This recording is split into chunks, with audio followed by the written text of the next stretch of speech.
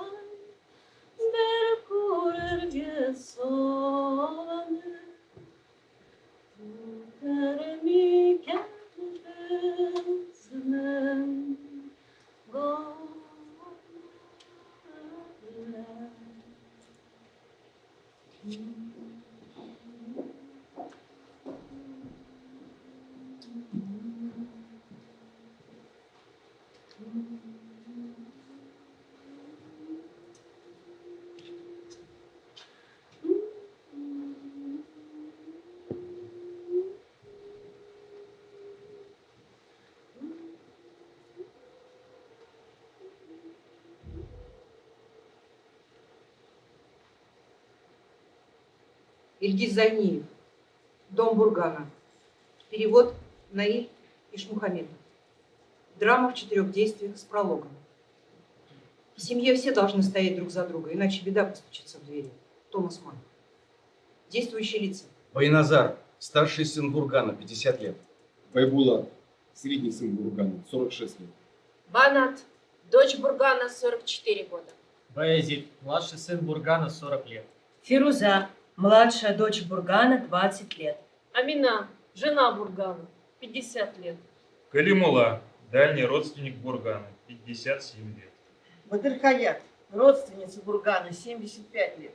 Зайнаб, жена Калимулы, 68 лет. Айсылу, 38 лет. Действие происходит в деревне, между 3-м и 4-м действиями минует год. Пролог. День похорон Бургана. Осень, деревня, дом Бургана. Видно, что здесь поработал умелый плотник Бурган. Большие окна, сделанные его руками, рамы, наличники, ставни. В доме все табуретки сколочены Бурганом. Большая печь. В комнате покойник. Это Бурган.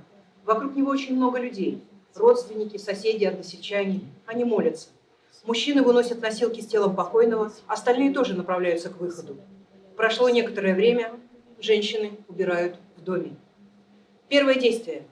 После поминок 3-го дня по Бургану. Та же комната, обеденный стол, диванчики, кресла. Вечер, за окном приметы осени, сумерки. За столом Бадырхаят, Амина, в стороне на диванчике Фируза. Уже 3 дня прошло после смерти отца. Сильный был человек. Мог ломпинком перешибить, ага. А теперь вот его самого ломом огрело. Эх, косаточка, от судьбы ты не уйдешь. С опаской брала на хлебозаводе. Слава богу, нормальные пироги-то. Молодцы, все как надо провели с почетом. Очень хорошо прошли поминки, ага. Бурган строил, а пожить-то как следует и не успел касатик. Сродни губернатору был он. И наш покойный отец таким же был. Высокий, красивый. Подкову, говорят, мог распрямить. И дом наш таким же был, большим да красивым, пятистенок. На той улице, на месте нынешнего клуба. На вершине холма. Потолки высокие, окна большие. Детей полным-полно жило в нем, ага. Со временем ни одного не осталось. Разъехались кто куда. А дом ветшал, да исчез бесследно. И даже домовые разбежались, наверное. С родственниками совсем не общались, что ли? Ох, косаточка, какое ж тут общение. Жили, да поумирали все, ага. Из близких родственников один Бурган оставался. Теперь и его не стало. 20 лет прожили мы с ним. Вот ведь как. И со смерти Менсулы, значит, 20 лет прошло. Время, что вода, ага.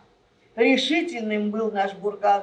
Не захотел без жены жить и женился, не смутился, что 50 ему в ту пору стукнуло. И слава богу, даже дочку успели родить и вырастить. Не побоялись пересудов. Эх, жить бы ему да радоваться. Дом у меня очень маленький, ага. А хочется ведь в большом доме пожить, косаточка. В прошлый раз забыла отдать-то. Возьми, косаточка, ага, на память вам. Ты молодая, тебе пригодится, ага. Дает Фирузе журнал «Техника молодежи». Фируза рассматривает обложку. Спасибо. Техника молодежи, 1980 год. Ага, это Рим выписывал. А где сейчас Рима-Бы? В Челнах, ага.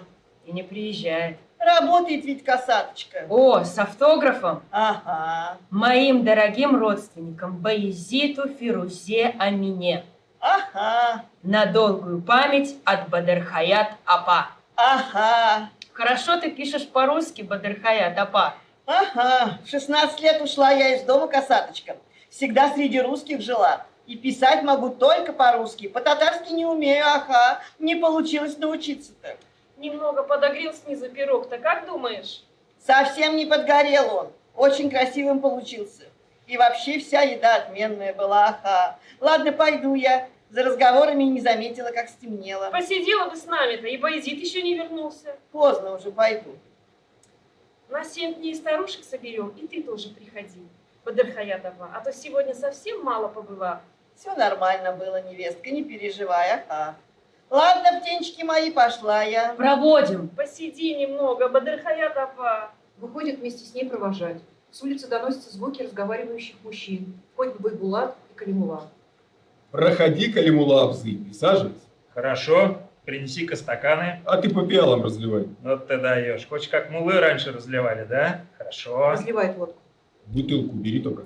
Бог ты мой, не пойму я вашу семью. С чего это вы такими стали? Тебе скоро 50 стукнет, а ты все боишься, что с рюмкой застукают. Ты лишнего не болтай, пей давай. Пьют. Жизнь, колесо, оказывается, малай. Прежде ты меня поил, теперь я тебя. Скажи мне, почему ты пьешь? А ты почему? В моем пьянстве ничего удивительного нет. Я всю жизнь пью. А вот ты почему пьешь? Отдыхай. Кто хочет отдохнуть, раз в неделю пьет, ну 2. Или сорвется разок на несколько месяцев, попьет неделю-другую, останавливается. Такие я пью раз в несколько месяцев. Это ты здесь месяц квасишь, потом цивильно одеваешься и куда-то уезжаешь. Я же все вижу. Спешишь, аж пиджак на ветру развивается. Раньше машина с тобой приезжала, а сейчас почему-то не видать ее. Ничего не изменилось, все как и прежде. Тогда не так, вас не разберешь. Что вы там делаете под одеялом-то? Одному Богу известно. То ли пердите, то ли храпите. Ну и в чем ты хочешь разобраться? Ну, вот ты вроде бы большой начальник. А почему ты тогда квасишь со мной, простым мужиком? Так мы же всегда с тобой пьянствовали. Не, прежде ты меня поил, Ну, а сам не пил, а теперь квасишь. И от моего угощения не отказываешься. Да и в городе не похоже на то, что перестаешь бухать, уж больно разбитым возвращаешься. устаю. Конечно, устаешь, столько пить. Ты меня за простака держишь, но я все вижу. Ну и что ты там увидел? Все вижу, только одного не могу понять. Зачем ты пьешь? А кто бы спрашивал? Я не могу понять смысла. Упьешься и сидишь как дундук. Грызешься изнутри, грызешь. Все вы такие. Кто? Все вы. И отец ваш покойный таким был. И вы все в него. Если нет удовольствия от водки, зачем пить? А тебе хорошо? Братишка, я никогда не делаю того, что не приносит мне удовольствия. Ради чего? Один раз живем, зачем мучиться? Вот ты, начальник, умным должен быть. Ну, Скажи мне, Для чего нужна людям эта штуковина? Прогресс. Чтобы двигаться вперед. А что там впереди? Не знаешь? А я тебе отвечу. Впереди та земля, в которую легли отец и мать. Вот ты прежде деньги приносил дипломатами. Ну, А дипломат в руках, а коленки так дрожат, стучат от страха, что за версту слышно. Нужно тебе такое счастье? Нет. Человек должен жить в удовольствии. Тебе сколько лет? 46. А мне 57, но я выгляжу моложе тебя. Моложе не значит счастливее. А, ну, ты прав. Это не изменишь. Но моложавый вид не спрячешь. Вот ты с женой развелся, и не видно, чтобы с какой-нибудь другой бабенкой-то сошелся. А мы и в 57. За дверями слышны звуки. Входят Баязид, Амина и Фируза. А что случилось с Файзрахман Абы? Что? Сначала пьют, пока не опухнут, потом врача вызывают к больному. Здравствуй, Калимулла Абзый. Байбулат выходит в соседнюю комнату. Привет, не ходи, эти позовут, с них станется. Попробуй не сходи, тут же позвонят в район с жалобой. И так-то уж. А ты немного прикинься дураком. С дурака взятки гладкие. Постеснялся бы уже в таком возрасте. Амина выносит суп. Не знаю, куда поставить, переминается в замешательстве. За столом на хозяйском месте сидит Калимулла. Баязид, тоже в легком смятении. Чего задумался-то, а? Это место твое? Ой, Господи. Калимулла Абзый, пересядь, пожалуйста. Да мне без разницы. Калимулла пересаживается, Баязид садится во главе стола. Отодвинув металлическую ложку, берет деревянную. Суп немного загустел. Это хорошо. Чего воду-то хлебать? У кого жажда, пускай чай пьет. Бульон придумали во время голода. У кого было что кушать, вот не хлебал. Не остыл? Нет. Вы ужинали? Бадрхаят Апа приходила, мы с ней чаевничали. Байбулат Абый ел? Где он? Поел бы вместе со всеми. Абый. Не хочу, спасибо. А потом, когда все улягутся, начнешь кастрюлями греметь. Ну, плесни тогда немного, Амина апа. Сейчас, Абы, сама принесу. Выходит. Садитесь все за стол. Кушать надо вместе. Доченька, себе налей и мне немножко. Хорошо. В комнату входит Байназар. Он только что из бани, распаренный, раскрасневшийся, по пояс голый. На плечи накинуто полотенце. О, Байназар, браток, с легким паром. Спасибо. Задал я жару венику. Садится за стол. Любишь париться? И не только. Зимой еще и в снегу купаюсь. Приятно? Конечно, приятно. Ты сигани разок, сам все распробуешь. Не стану я так делать, пожалуй. Чай готов? Сейчас. Ему приносят чай, вместе с супом выносят и пирог. Все садятся за стол. Амина оказалась рядом с Байназаром. Абый, ты оделся бы. Стесняетесь, что ли? Да ладно. Посторонних вроде бы нет, все свои. Рубаху принести? Рубашка-то есть. Да если надену, насквозь промокнет. ведь. Дайте немного обсохнуть. Тишина. Все едят. Байназар, Байбулат, Баязид, Банат. Бурган Абзы под себя подбирал имена. А Банат не приехала, даже на похоронах не была, по-моему. Она приедет. На 40-й обещалась. На своей машине доберусь, сказала. Дела закончит и приедет. Далеко до вас своим ходом-то. Не боится ведь, а? В 90-х годах я несколько раз пригонял машины с Дальнего Востока в Москву. Уставал от дороги? Друзья по всей России живут. Всегда находил у кого остановиться и отдохнуть. А за рулем японок почти не устаешь. Песня, а не поездка. А мы в Сибирь резину возили. Страшновато там ехать, конечно. Ну, в те времена без оружия не думали на дальняк выходить. На панели приборов у меня освежитель стоял в форме короны. Так вот, внутри аккурат помещалась граната F1. Лошади отца кто-нибудь дал? Ух ты, господи, я и забыла про это. Сиди, сам скажу. Недовольно бурча уходит. А я все думала, гадала, что забыла сделать. Давно пора вам зарезать эту лошадь на мясо и продать. Не те времена, чтобы лошадей держать. Ради чего? За сеном ездить. Калимулла достает пол-литровку и наливает Байназару, Байбулату себе. Половину этого сена она сама съедает, чисто комбайн. На спине стол можно покрывать и водку пить. Пьют. Такой лошади ни у кого больше нет. Так никому она и не нужна. Вам вы лишь как, не как у людей. Всякой ерундой занимаетесь. Так старалась не забыть об этом. Вот почему вы эту печь не разбираете? Стоит себе и стоит. И будет стоять, коль не ломаете. К вам газ провели, Провели. а эту печь топите. Нет, даже не пробовали. И не топите, и не ломаете. А я свою разобрал, так только газ, как только газ подключили. А кирпичи куда дел? Куда-куда? Ну не выбрасывать же. Соседу продал, он печь вылил в баню. А что будешь делать, если газ кончится? С чего бы это ему кончится-то? Они и так не знают, куда его девать. Было бы его мало, и нам первым бы не досталось бы. Ты всегда о мрачном думаешь. Надо о хорошем думать. Дом просторный, теперь в футбол играть можно. Комнату можно сделать, если печь разберем. За печкой что-то падает. Бабушка говорила, что нельзя печку держать, не используя. Черти в ней селятся якобы. Вот вы и живете с чертями-то. А давайте разберем ее, я серьезно. И просторней стало Так бы. это вам решать, нам-то что, нам здесь не жить. Входит Боязид. Около теленка ведро кто-то оставил, говном перепачкано, теперь до самой душки. Ой, господи, он так долго пил. Из такого ведра он больше не захочет пить. Надо будет лотосом помыть. Абэй, свет в бане на веранде выключается. Знаю. Выключать надо, коли знаешь. Я подумал, было после меня кто-нибудь пойдет. Кого надо включать, безруких нет. Неправда, целая комната получится вместо печи. На той стороне и окошко есть, прорубать не надо. Ты о чем? Абэй, давай сломаем эту печь. А если газ закончится, что делать будешь? О, господи. Да ладно, в другой раз обсудите. Еще одна комната получилась бы, все равно топить не умеем. Учитесь. Мама всегда в ней варила, пока жива была. Пироги, гороховый суп. В то время газа не было. Был в баллонах. Ох, и намучились мы с ним. Ладно, не стоит ее трогать. Все равно это место спокойным не будет. Пойдем, дочка, постели расправим. Выходим. С кладбищем-то как поступим?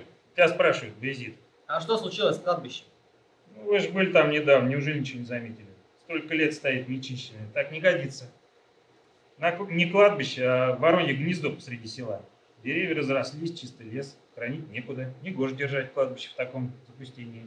Раз сажают деревья на могилы, значит неизбежно образуется лес. А то оно и дерево, чтобы расти.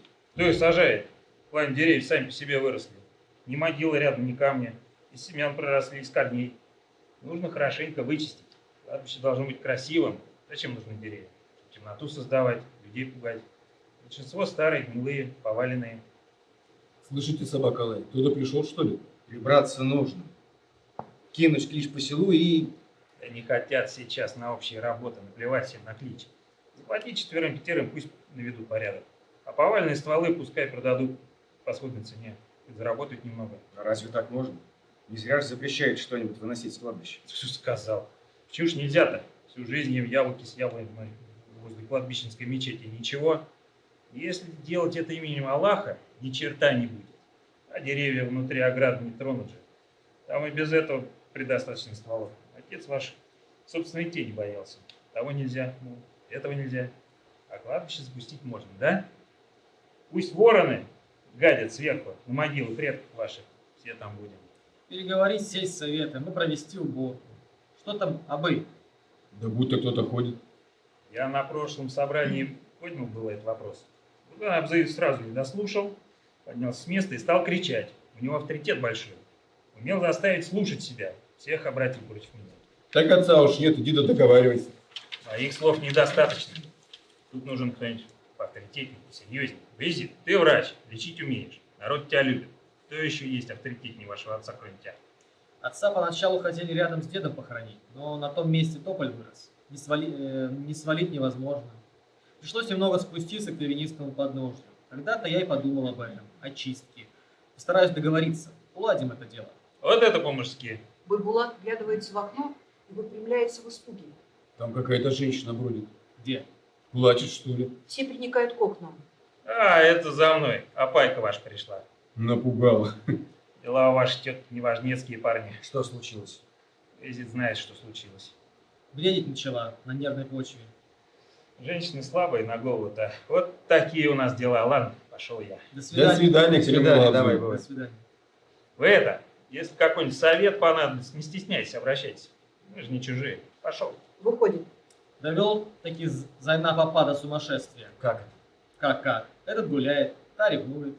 Ну, как-то не по себе мне. Отчего? Если чуть подольше поговоришь с Кремловой, сразу вымыться хочется. Надо же, сидим и слушаем его, как путного. Отец таких, как этот, дальше порога не пускал. А вы за стол усадили, на самое почетное место.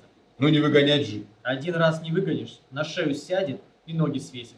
Так рассказывает, будто он пуп земли, грудь выпячивает. Так родственник же. Такими родственниками село кишит. Нечего ему тут делать. Дожили. Брехню колымулы. Слушаем, как откровение. Постели готовы. Вы ложитесь, а я сполоснусь по-быстрому. Сходи, сходи. Сменное белье и полотенце там. Боязид уходит.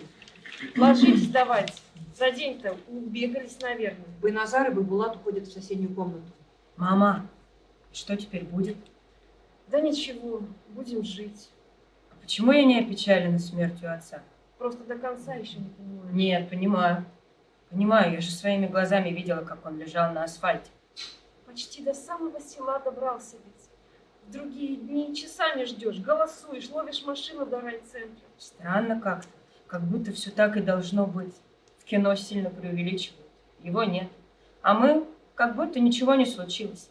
Поначалу бегали то по поводу вскрытия, то за досками для могилы, чтобы глажи выстругали, то за могильщиками, потом, чтобы пироги удалить, чтобы бульон мутным не получился, чтобы лапша не склеилась. Слава чтобы... богу, и пироги удались, и суп вкусным получился. Да, мы как будто и не переживаем совсем. Даже стыдно. С улицы доносится свист. Фируза заливается краской. Свистят? Послышалось, наверное. Иди уж, покраснела вся, чисто свекла. Я сейчас только прогоню его и вернусь. Лишь бы Баязид Абы не увидел. Уходит, входит Байназар. Чего не спишь? Никак не привыкну к местному времени. Чайку попить? Сейчас подогрею. Нет, наливай как есть. Как горячего опять в пот бросит. На 7 дней останешься? А ты хочешь, чтобы я остался? Это тебе решать. Вообще-то я собирался после 40-ин уехать. Очень хорошо. Ты давно не приезжал в родную деревню. И не говори. В 16 лет уехал. За это время 16 раз возвращался ли. Пока мама ваша жива была, ты время от времени наведывался. А после этого, как будто и не скучаете вы по родной деревне. Родная деревня, родной край. Что это вообще? В 16 лет уехал. Сейчас мне 50. Который край мне роднее? Ничего не осталось у меня в душе к родным просторам. А может, и не было никогда. Где упаду, там и родина. Здешние жили каждой своей жизнью. Не успела мама в могиле оказаться, отец на тебе женился. Теперь его и нет. Баязиту было 6, когда я уехал. Сейчас он в доме хозяин. Ну, умом-то я понимаю, что родной братишка, а на душе пусто, будто какой-то соседский парень. А ваша дочка... Фируза. Вот ведь. Даже имени никак не могу запомнить. Я ее совершенно не знаю. Что поделаешь, самый близкий для меня человек. Разве могут быть Ты- одноклассники роднее, чем родственники? Но ты же не только одноклассница. Что теперь делать-то? Что делать? Жить. Отец с корнем вырвал меня из этих мест, даже не спросив. Увез и оставил в военном училище. Ему так было проще. Государство накормит, напоит, оденет, деньгами обеспечит. Молодым на пенсию выйдешь, сказал он. Да разве до пенсии не было в то время? В казарме закрываю глаза и мысленно брожу по родному селу. По всем улицам пройдусь, каждый дом, каждую скамейку, в каком городе, что росло, помню. Как будто сидел за последней партой и любовался твоими волосами. Казалось, что из 1000 людей смогу узнать тебя по волосам. В лицо, может быть, и не узнал бы, а вот по волосам. С годами домов на улице стало меньше. Однажды, нежданно, негаданно, совсем исчезли из памяти. Один дом помню, второй дом, третий, а вот каким был 4-й, гадаю мучительно, хоть убей, не вспомню. С тех пор прогулки по улицам превратились в блуждание в потемках. Представляешь, в детстве знали название каждой травинки, каждого насекомого, а сейчас забылось. В памяти остались лишь твои волосы. Трогает ее волосы. Байбулат много пьет. И ты тоже. Мое пьянство не опасно. Мы с молоду привычные, нам без этого не прожить, а вот Байбулат действительно пьет, чтобы спиться. Без всякой меры. Он, когда был при деньгах, садился в самолет и прилетал ко мне. А сейчас у него своя жизнь, ничего не поделаешь. А вы как сошлись-то с отцом? Что тебе ответить? Пришел и сказал. Бургану никто слова поперек мне уже не скажет в деревне, сам знаешь. Разве что Калимула Абзы дерзнет с дуру. И потом мне уже 30 стукнуло. Не могу же я до смерти ждать тебя. Да уж, отцу поперек слова не скажешь, это точно. Но он же все-таки староват был для тебя, 50 как ни крути. Тебе сейчас столько же. Да, свое-то, оказывается, незаметно. Еще недавно вроде думалось, что в 50 жизнь заканчивается. Ядрит, кудрит, а мне 50, а в душе-то все совсем иначе. Эй, как всегда, 18. И силы, и страсть вроде бы при мне.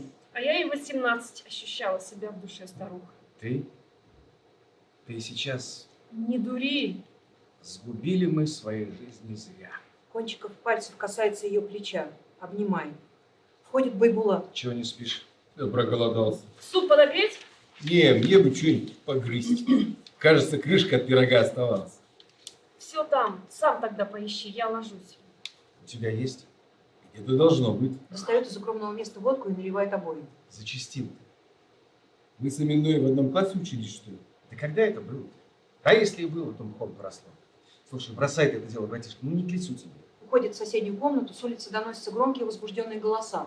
Байбулат быстренько выпивает и прячет бутылку. Входит Фируза и Байзид. Абы, ты не должен был так поступать. Так я еще плохим остался. 3 дня прошло со смерти отца, а ты уже у ворот. Ну и что такого я делала у ворот? Мели побольше языком-то. Покажу я тебе, что такого. Погоди, Байзид, что случилось-то? А ты чего не спишь? Что натворили? Матом обругал Фанура и прогнал. Еще раз увижу возле наших ворот. Матюгами не отделается. Чего шумите? Людей бы постеснялись.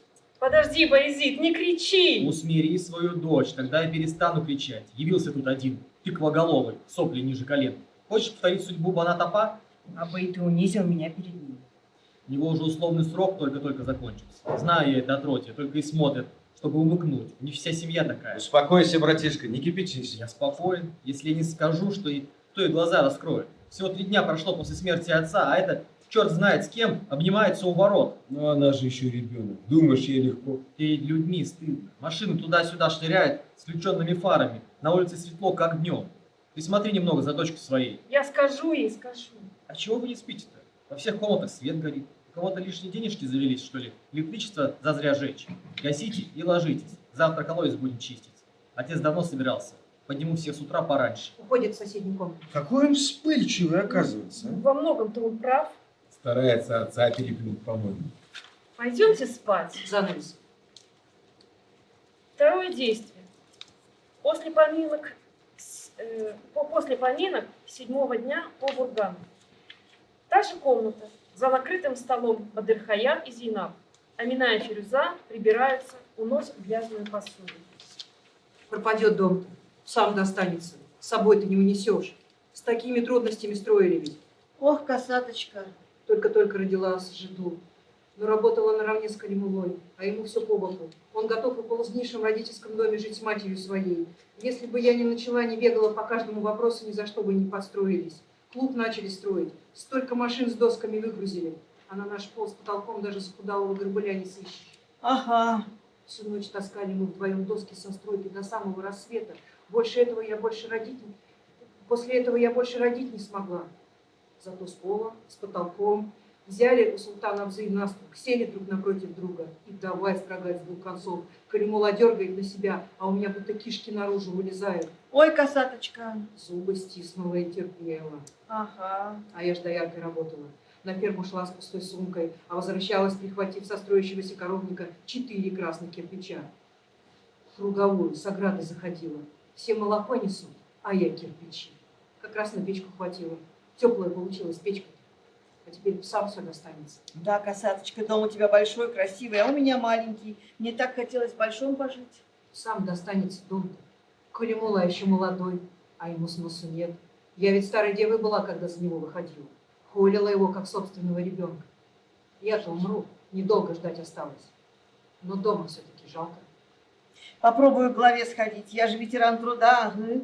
И медаль у меня имеется. Скажу ему, дай квартиру в райцентре. Домик-то у меня не больше бани, а так хочется пожить в просторном, красивом. Так дом твой Чингис из бревен сложил, что из леса наворовал, да по одному на мотоцикле притаскивал. От бедности это все. А мой-то дом на загляденье, дом сам достанется. Ты сядь, отдохни, мам. Я сама доделаю. Гусь не до конца просолился, кажется. В другие разы я по 2 дня держала в соли, а в этот раз я начудила. Очень вкусно получилось. Соли в самый раз. Слишком соленое вредно, в суставах откладывается. Бурган умер, вы ему и 3 дня прекрасно провели. И 7. Когда я умру, кто проведет поминки-то? Да никто ничего не будет проводить. И дом собакам достанется. Да что ты все про смерть, да про смерть говоришь, Зейнаб папа. Живи в свое удовольствие, куда спешишь-то? Да я разве против? Ой, в большом доме пожить бы. У нас-то не спрашиваем. Раз начал умирать, обязательно умрешь. Но это полбеды. Дом остается. Собакам, ну бесит же. С ума схожу порой. Ага. Мой, когда узнал, что я Римом беременна, заявил, что я дура, и дети, мол, такими же родятся, и сбежал в Сибирь касать мой. И околел там, наверное. По 3 дня пропадает. Или домой приводит. Говорит, что я сумасшедшая, запирает в комнате и делает потом, что хотят. Развратничает да пьянствует. А я целый день в туалет не могу выйти. Не знаю, как быть, ведро занесла в комнату, а тот, если заметит, пинком переворачивает. Теперь с этой Мензифой снюхался. Бурган хорошо, взял далеко в могилу. Ах, если бы не дом. Сегодня мимо кладбища проходила, что там творится, конец света, ага. Твой Калимула со всяким отребьем взялись порядок навести. Ой, косаточка, огромные деревья валят прямо на могилы и тракторами оттаскивают, ага. Ограды в смятку, надгробные камни пополам разломаны. Такой красивый лес был, косаточка, теперь одни проплешины остались. Не дать не взять остриженная овца. Одно дерево тут торчит, другое там. На улице слышно карканье. А теперь по дворам ходят и продают поваленные стволы. Старики берут, баню топить сгодится. Ой, косаточка, так жалко мне стало. Решила проверить отцовскую могилу. Не разбили ли камень? А эти обложили семиэтажным матом и прогнали. Ага. Под трактор попадешь, мол, старая дура. Ну ты скажи, откуда покупатели находятся на такое? Дрова-то не дешевые нынче. Берут, ага. Пол-литровку дашь им, привезут и выгрузят. А потом сами же наймутся распиливать да колоть. Значит, еще неделю-другую будет пить. Пойду я. Если раньше меня вернется, закроется изнутри и в дом не пустит. А потом еще будет рассказывать, что я с ума сошла и шатаюсь по улицам. Я тоже домой заодно и тебя провожу. Давайте еще по чашечке чая выпьем. Не, невестка, спасибо, и так уже засиделись. Бывайте здоровы. Все хорошо прошло, еда вкусная. Ага, спасибо. Проводить вас? Не надо, косаточка, вы и так набегались за день. Мы потихонечку пойдем, за разговорами дорога всегда короче. Вот, возьми, ты молодая, в хозяйстве пригодится. А не пригодится, на память останется. Дает Фирузе журнал. Рим сказал, не храни у себя, отдай Фирузе. Спасибо. Дает обеим по свертку. Вот, дома чай попьете. Спасибо. Ах, косаточка моя, спасибо. Присядем на дорожку. Бадрхаят и Зайнаб уходят, Амина выходит проводить Фирузу, листает журнал, Амина возвращается. Студенческий меридиан, 1983 год. Моим дорогим Баязиту, Амине и Фирузе на долгую память от Бадрхаят Апа. С Рима пылинки сдувала всю жизнь. А он теперь квартиру разделил и выбросил мать в деревню. И даже проведать не приезжает. А зачем ему приезжать? Он же привез ее сюда, чтобы окончательно избавиться. Неужели не скучает? Сыт, наверное, по горлу. Бадрхаят Апа тоже не подарок. Жениться не дала ему. На работу устроиться, так к директору идет. Просит начальство не перегружать ее сыночка. Надоело всем хуже горькой редьки. Фанур пропал. Найдется. Переживает, наверное. Думаю, что не объявится он. Его Баязит Абы обидел. Он же пришел только проведать меня. Почему брат так поступил? Раньше он любил меня. Он и сейчас тебя любит. Мама, а ты как здесь будешь жить? В каком смысле? Я уеду учиться. Байназар Абы, Байбулат Абы в город. Как ты будешь жить с Баязит Абы? Ты не мать ему, не тетя. Я мачеха. А если он женится? Если б хотел, давно бы женился. А не выбирал бы до 40 лет. Однажды он уже пытался жениться. На Айсылу, что ли? Ха! Хорошо, что Бурган не дал ему рта раскрыть. Погляди, что творится в доме у Айсылу и ее матери Мензифы. Настоящий притон, куда сбегаются наш Калимула и ему подобные кобели. В то время она такая не была вроде бы. Слухи уже тогда ходили. Если мама всех в дом тащила, то и это в стороне наверняка не оставалось. Бурган таких насквозь видел, 2 секунды раскусывал. Мама, папы теперь нет. Если задумает жениться, никто возражать не станет. Пусть женится, дом-то большой. Дом-то большой, но крыша общая, мама. Если надумаешь замуж выйти, я не возражаю. Хватит чепуху нести. Если ты не забыла, 7 дней всего прошло по смерти отца. Когда папа за тебя сватался, сколько дней прошло после смерти его жены? 40. 40-вины провели, кажется. Годину точно я помню, сама готовила. Скоро Баязит вернется, надо чайник поставить. Сколько бы ты ни старалась, все равно не сможешь ему угодить. Если порядочный человек встретится, мама, выходи. Не говори ерунды. Я и молодая-то никому не нужна была. А в 50 вдруг очередь выстроится. Иди чайник поставь, скоро братья твои вернутся. Ты теперь не молодуха Амина, а вдова Бургана. Уходит. Громко ругаясь, входит Байназар и Баязид. Ты, братишка, руками направо-налево не размахивал бы. Где пил, пускай туда и возвращается. В дом не пускать. Боже мой, что опять приключилось? Тот опять в стельку на крыльце валяется. Не тот, а твой старший брат. Забываешься порой. Думаешь, стал хозяином, все дозволено? Замерзнет же, заводите в дом. Чтобы ноги его здесь не было. В штаны нассал, теперь весь дом должен провонять. Гадость. Что случилось? Фильтруй базар, малая. Да ты его спаиваешь. Пока отец был жив, он так не пил. А ты приехал, солдафон. Не шумите, приведите его. Сама приведу. Не вздумай. Что ты творишь, Абый? Гнешь и гнешь палку, и даже не боишься, что однажды сломаешь. На несколько дней прекратил же вроде бы. Они же колодец чистили, родственнички. Повод нашелся, понимаете ли? Среди осени спустил нас в колодец. У него и так здоровья нет. Вот купить здоровье находит же. Разве колодец летом чистит? У каждого работы свой порядок. Если бы ты не был моим братом, так вырезал бы от души, что долго потом собирал бы зубы по всему полу. Ну так врежь давай, рискни. Что вы делаете? Я его помою в бане. Когда вернемся, на нашей дороге не стой. Не посмотрю, что ты братишка. Сейчас принесу чистое белье. Сядь, поешь. На весь мир срамить ведь. Отец давно прибил бы. И когда Бурган был жив, тоже пил. Фируза уходит с чистой одеждой в руках. Когда отец был жив, он пьянствовал в городе. Возвращался, лишь дойдя до ручки. Сейчас думает, что и здесь можно. Устрою я ему. Переживает, наверное, что отец умер. А у меня отец не умер, да. Я же на улице не валяюсь, бездельники. А чего бы не пить-то, хорошо же. Работать не надо, семью кормить не надо. Терять тоже нечего за неимением. Колодец не чистили, понимаешь. Не померли бы от такой работы. Раз в жизни сделали что-то полезное. Думали, что приедут сюда и будут вместе пьянствовать. Покажу ей пьянку. День-то холодный был. Смотри, у обоих из носа течет. Я из медпункта не вылезаю, иначе сам полез бы в колодец. Разве поручил бы это дело двум дуракам? Все вокруг перепачкали, теперь за ними убираться придется. На люди показаться, всяк норовит учить, мол, вылечил уж старшего брата. В открытую сплетничаю, до чего, мол, докатились дети Бургана. Больной же, ничего не поделаешь. Ага, больной как же, беззаботной жизни хотят, потому и включают дурака. Садись, пей чай. Едут они. С Раковиной проведем, и Байназар, и Байбулат разъедутся по городам. Не уедет, было бы куда уехать, не околачивался бы здесь. И тот на пенсии нечем заняться и не хочет. Понаехали на нашу голову. Все уладится, устроится. Суп горячий налить, и картык созрел. Да погоди ты со своим катыком. Сейчас постель ему расправлю. Входит Байназар, ведя за локоть к Байбулату. А вы, не переживай за меня, я и сам могу идти. Амина апа, крышка от пирога осталась? После бани аппетит разыгрался. Я суп согрела. Не нужно мне бы только крышку от пирога. Ты когда перестанешь под дурака косить, а? А мне косить не к чему, я и так дурак. Перестанешь пить или нет? Нет? Ты давно на себя в зеркало любовался. Пожелтел весь, как подсолнух. Усы-то порщатся во все стороны. Если не остановишься, дни твои сочтены. Понимаешь ты это или нет? Знаю. Боязид, Абый, что ты творишь? Зачем? Чего тебе не хватает? Ты сюда приехал, чтобы всех нас опозорить? Перегибаешь, малай. Тут мальчиков нет.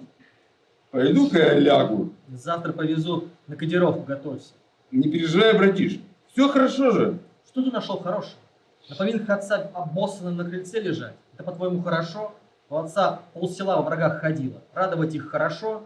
Ну-ка, дай-ка пройти. Я не позволю тебе унижать семью. Байбулат неожиданно впивается двумя руками Баязиту в глотку и прижимает его к стене. Мама! Прекратите, поубивайте же друг друга. Братишка, зря ты так шумишь. Все равно буду пить до упора. За меня не беспокойся. Уходит в соседнюю комнату. А ты говоришь, умирай. Как он тебя, а? Выходит. Почему отец любил Байбулата больше остальных? Как не любить-то? Свой же ребенок. Он всех вас любил одинаково. Если бы я так пил, он в 2 счета прогнал бы меня из дома. Балатапа выгнал же и до самой смерти не простил. Каким бы суровым ни был, а на пьянке Байбулата закрывать глаза. Он и Банат простил бы, но та сама не пожелала повиниться. Приехала бы, кинулась бы в ноги. Ну не самому же Бургану к ней ехать. Он ни за что не стал.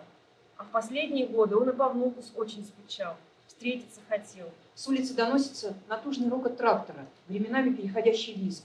Этот звук с каждой секундой приближается, окно освещается светом фар, трактор останавливается, впритык к дому, слышны громкие мужские голоса. Стахфурла, возле самого забора остановился. Пьяный, что ли? Как бы дом наш не снесли. Не снесу. Уходит на улицу. Что за трактор? К нам, что ли? Не знаю, Баязид ушел туда выяснить. Кажется, бревна привезли. Что задумал опять этот малай? Байбулат уснул? Что-то набивает под нос. Фируза плачет. На то они и девчонки, чтоб плакать. Что ж еще остается? Трактор своим трогается. Уехал. А бревна, кажется, оставил. Входит Баязид и Калимула.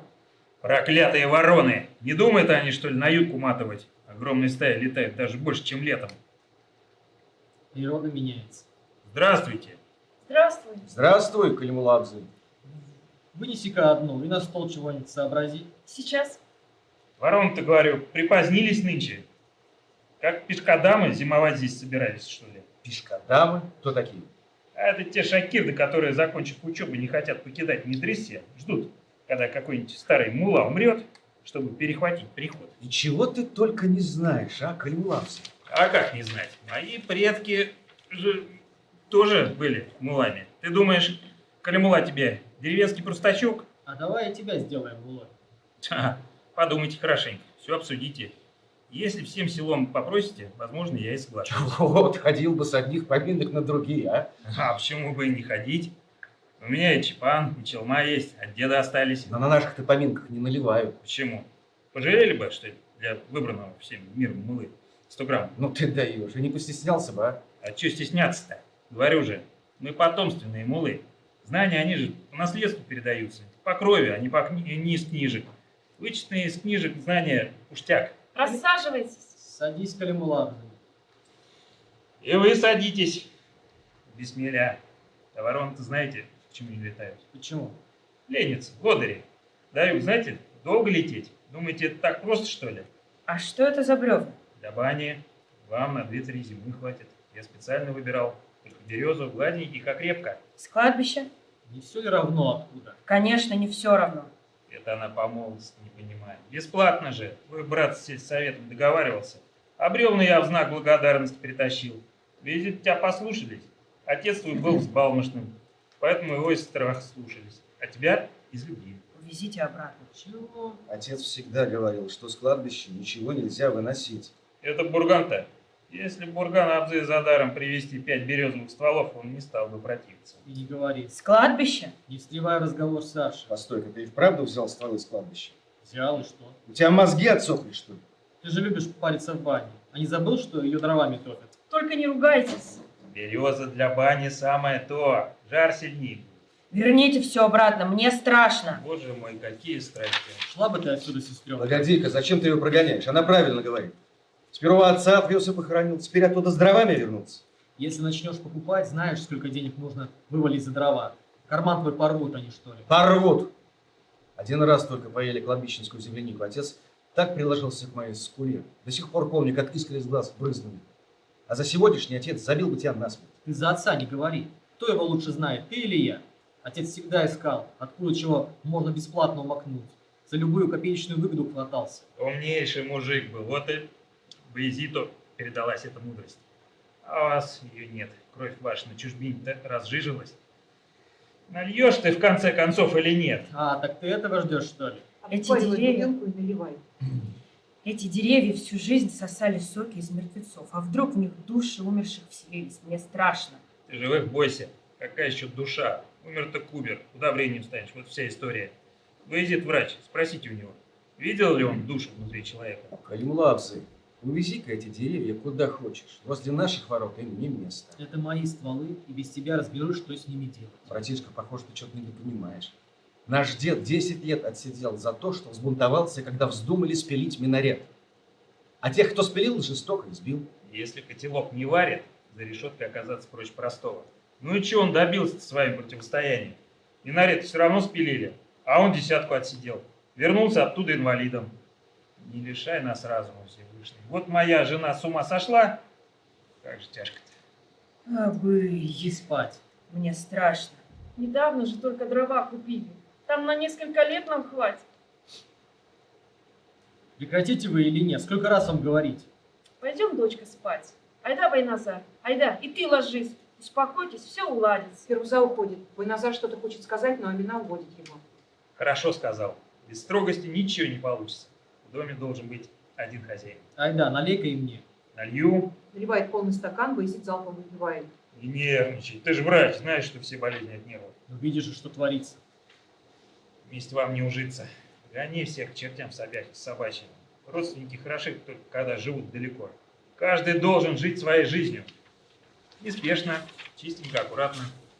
В свое удовольствие. А если начнешь всех родственников ублажать, Доливай давай, не смотреть же поставлено. налью, не последнее же, не жалко. Жениться тебе надо. Если будешь копить в себе мужскую силу, головой повредишься. Женщина для того и создана, чтобы опустошать мужчину. Женщина для мужика и лекарство, и яд. Да кто ж пойдет-то за 40-летнего? А отец твой во сколько женился? Ну, сам-то он женился. А когда я собрался жениться, сказал, чтобы духу ее в нашем доме не было. Обидели Вайселу, девочка моя. Она до сих пор только о тебе и говорит. Мы с матерью ее, Медзихой, общаемся. В гости к ним захаживаем. Если прямо сейчас пойдешь, Вайселу и сейчас тебя не откажет. Пошли. Куда? К ним. Ай-яй, а ты мне нравишься. Отважный парень. Отцу твоему легкости не хватало, а ты его переплюнул. Ай да? А это, туда же с пустыми руками не пойдешь, ведь, какой-нибудь гостиница. У меня есть медпункт, и по пути же заскочим. Ай да, коль так. Уходит. Из соседней комнаты входит Амина, прибирает стол, входит Байназар. Куда это они? Не расслышала. Куда бы ни пошли, компания Калимулы добром не кончится. Как твоя тамошняя семья? Мы ничего о них не знаем, и ты не рассказываешь. Жену почему-то ни разу не привозил. Ах, что рассказывать? Хвастать нечего. Больше 20 лет прожили и разбежались. Дети выросли. У каждого своя жизнь, особо не общаемся. На соплеменнице надо было жениться. В молодости вроде бы все равно, но действительно в молодости об этом не задумываешься. Совсем на другое обращаешь внимание. А когда любовь проходит, обнаруживается. То не по-нашему, это чужое. Жена превращается в постороннего человека. Я и тоже оказался другим, наверное. Давно разошлись? Лет 10 назад. Даже после развода год 3-4 встречались, пока окончательно не опротивили друг друга. И ты с тех пор один? Ну, как тебе сказать? Был бы мужик, женщина всегда отыщется. Несколько раз пробовал сходиться, да все неудачно. Со временем характер испортился, наверное. И что теперь делать? Ты Баязита имеешь в виду? Как дальше жить? Не знаю. Этот парень запросто может дров наломать. Куда-то мы не туда завернули. Если бы ты вез меня тогда, ты же был моим первым мужчиной. Невинная я была, чистая перед тобой. Глядишь, совсем по-другому судьбы наши сложились. Давай сейчас увезу. Сейчас уже поздно. Не поздно. Тогда надо было.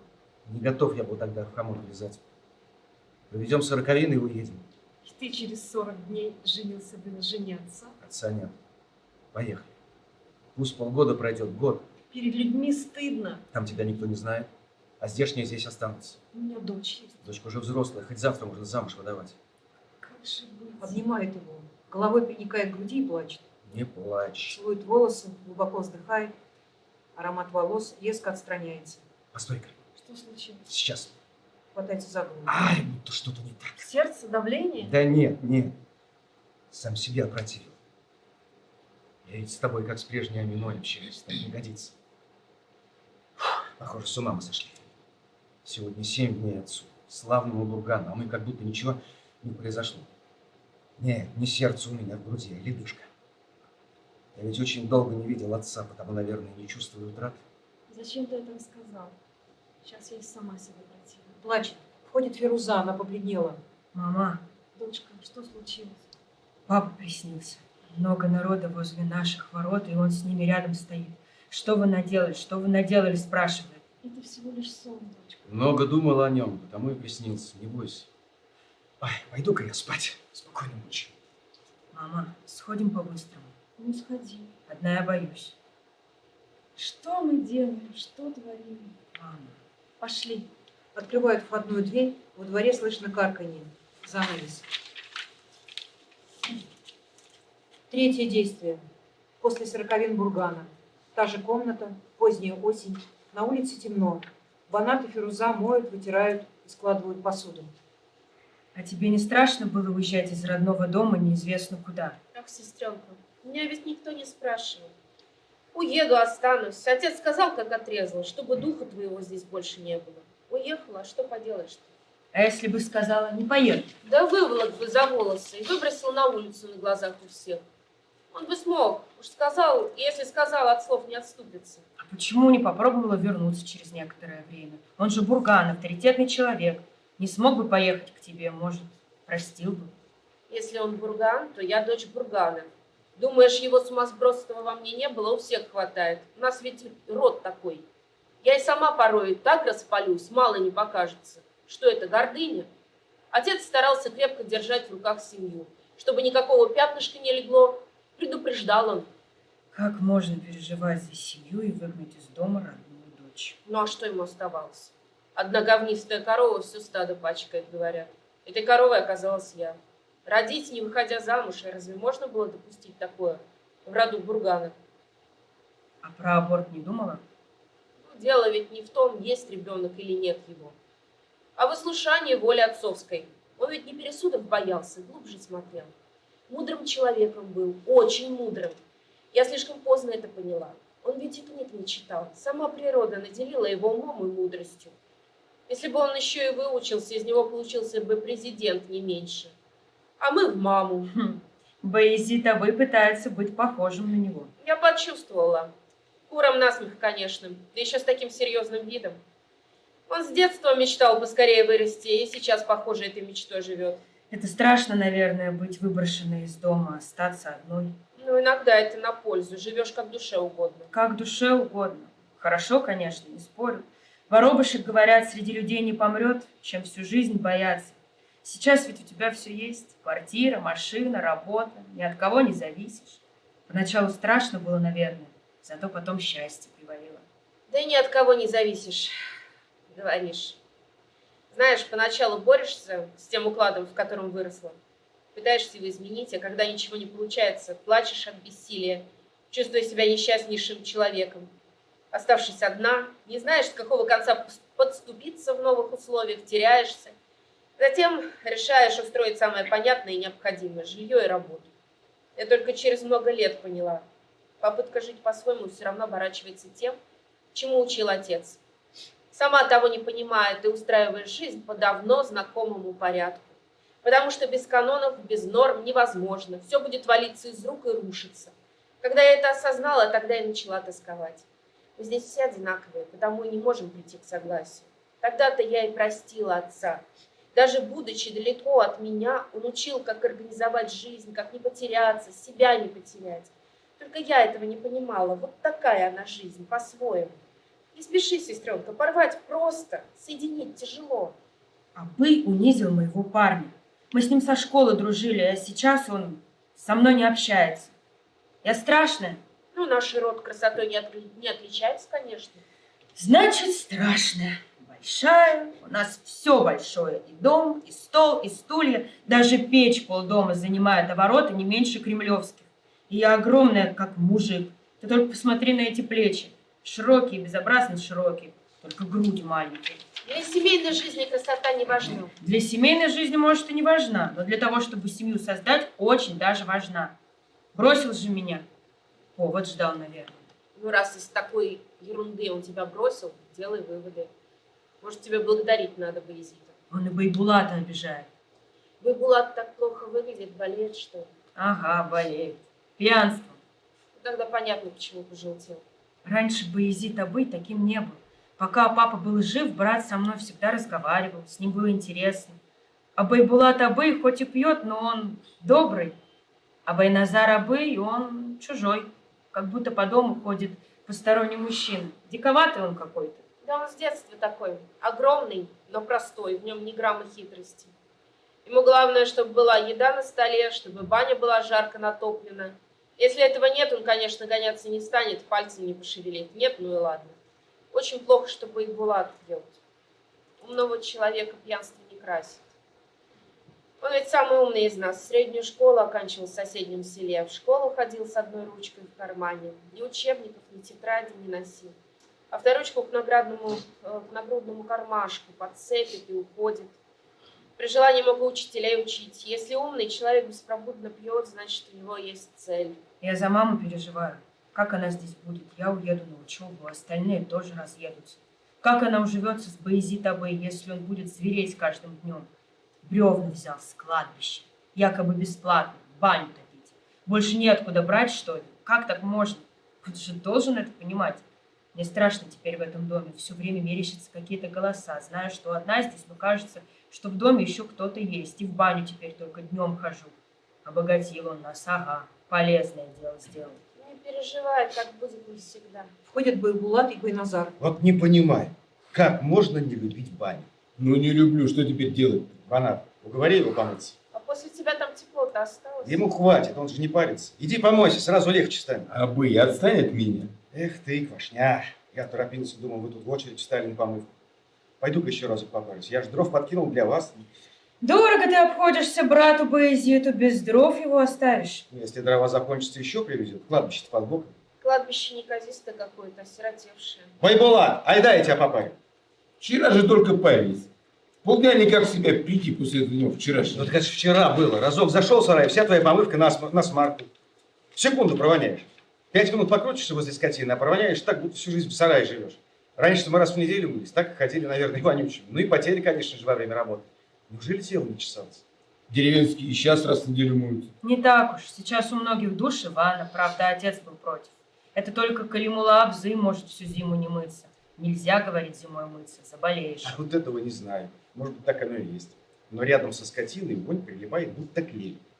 Раньше все одинаково жили. Потому и не чувствовали, наверное. Всегда же так. Когда попробуешь что-нибудь хорошее, начинаешь понимать, что раньше было хуже. И с людьми так же. Встретишь хорошего человека и понимаешь, с кем жил раньше. Потом мучаешься этим знанием. Хорошо лишь, когда все равны, никто ничем не отличается. С улицы доносится щелканье кнута. Что за звук? Баязит кнутом машет, ворон разгоняет. Сейчас все вороны на нашей черемухе. И не говори, что это случилось с вороной? Похолодало уже. Улетать не собирается, что ли? Они сейчас не улетают, что ли, в теплые края? Когда мы были детьми, они вроде бы улетали. В учебнике картина была «Грачи прилетели». Ну, коли есть прилетели, значит, должно быть и улетели. А эти почему-то не улетают. Сейчас все по-другому. И зимы не такие суровые, и снега не так много. Если так пойдет, и пальмы начнут расти. Жаль только, жить в эту пору прекрасную уж не придется ни мне, ни тебе. А если нас не будет, какая разница, что будет расти? Ты права, конечно. Но знать все равно интересно. Что здесь будет через много лет? Хорошо бы, если бы на том свете дали книгу «Мировую историю». И чтобы все события были описаны без вранья и вымысла. Произошел человек от обезьяны или нет? Кто убил Кеннеди? Когда была построена башня Сююмбике? Были или нет булгары чувашами? Интересно же. После смерти готов книги читать. Не надоело еще? А чем еще заниматься? Мне интересно же.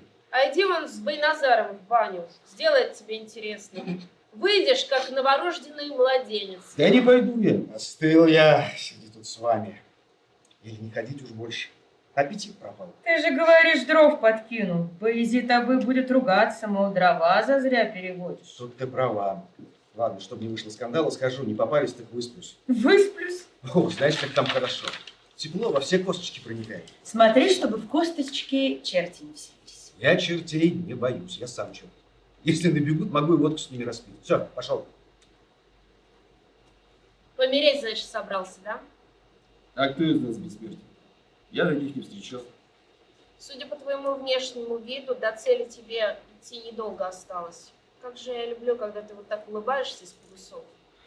Только усы теперь топорщатся во все стороны. Торопишься ты. Как ты догадался? Так ты раньше и на праздники не пил. Может, я просто алкашом стал? Твой Булат просто так ничего не делает. Остальные же по-другому думают. Деньги испортили, говорят. Якобы легкие деньги до такого доводят. Я не остальные, прекрасно знаю, как ты зарабатывал эти деньги. Кончились деньги-то, сестренка, и слава богу. Поехали со мной, Абы. Вылечишься, будем вместе работать, снова на ноги встанешь. Я и сейчас на ногах стою. Думаешь, мы должны молча смотреть, как ты себя убиваешь? Не хочется смотреть-то, понимаю. Баязит и в дом не хочет пускать. Зачем так сравниваешь? Ты же прекрасно понимаешь, о чем. Понимаю, сестренка. А вот ты не до конца понимаешь. Я же не сержусь на него. Для него я всего лишь обыкновенный алкаш. Он хочет быть хозяином в отцовском доме, главой семьи, снискать авторитет среди сельчан, а я валяюсь на каждом углу. Обоссанный. Уж, Абы, Ну разве не так? не могу оставить тебя в таком состоянии. Почему? Что в этом такого сложного? Не улыбайся в усы. Ты сопьешься, помрешь, а нам что потом делать? Тоже с горя запить? Мол, не удержали тебя. Ты же насильно меня не спаиваешь. Я сам себе хозяин. Право имею. Не имеешь, о детям подумай. Ты о них не переживай. Если с умом будет жить, им богатства до смерти хватит. А Гузель? Мы же разошлись. Она уже снова замуж вышла. Хорошо живут. Абы, может, ты где-нибудь ошибся, потому дела перестали идти. Ну, всякое может случиться. Нельзя так изводиться. Нельзя изводить себя. Ай да, увезу тебя, вылечу, деньги у меня не переводятся. Деньги? Если бы ты не помог мне тогда, когда отец из дома выгнал. Забудь про это. Ты сама молодец. Не всякий сумеет разумно распорядиться пожалуйста. У меня сейчас своя риэлторская контора. Если поможешь мне, дела еще круче пойдут в гору. Такие юристы, как ты, на дороге не валяются. Валяются. Просто ты не видела. Сегодня отрезали. Насмешить хочешь, да? Да ведь плакать надо. Если вдуматься, рыдать. А ты не вдумывайся. Мне нужна твоя помощь. Вот заработать хочешь на моих мозгах, да? Да. Ты думаешь, я тебе поверю?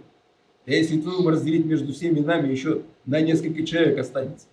Я не шучу. Не получится, сестренка. У меня здесь дел выше крыши. Какие дела? Буду людям помогать. Как юрист. Нет уж. Для чего здесь юрист? Трава буду колоть, сено заготавливать, картошку он выкопал. Зинуру сделали новые ворота. А они тебе будут наливать. Совсем за даром я не могу работать. Что произошло? Ничего. Не коси под дурака. Хватит. Не люблю разговаривать на эту тему. Как сама? Нормально. Что со мной может приключиться? Работаю, сын в институте. А замужестве, значит, не думаешь? Для чего? Ну, не знаю, другие же выходят. Мужикам тяжело со мной. Хиленьким окажется, буду тиранить и унижать. Чем так жить? Унижать это плохо.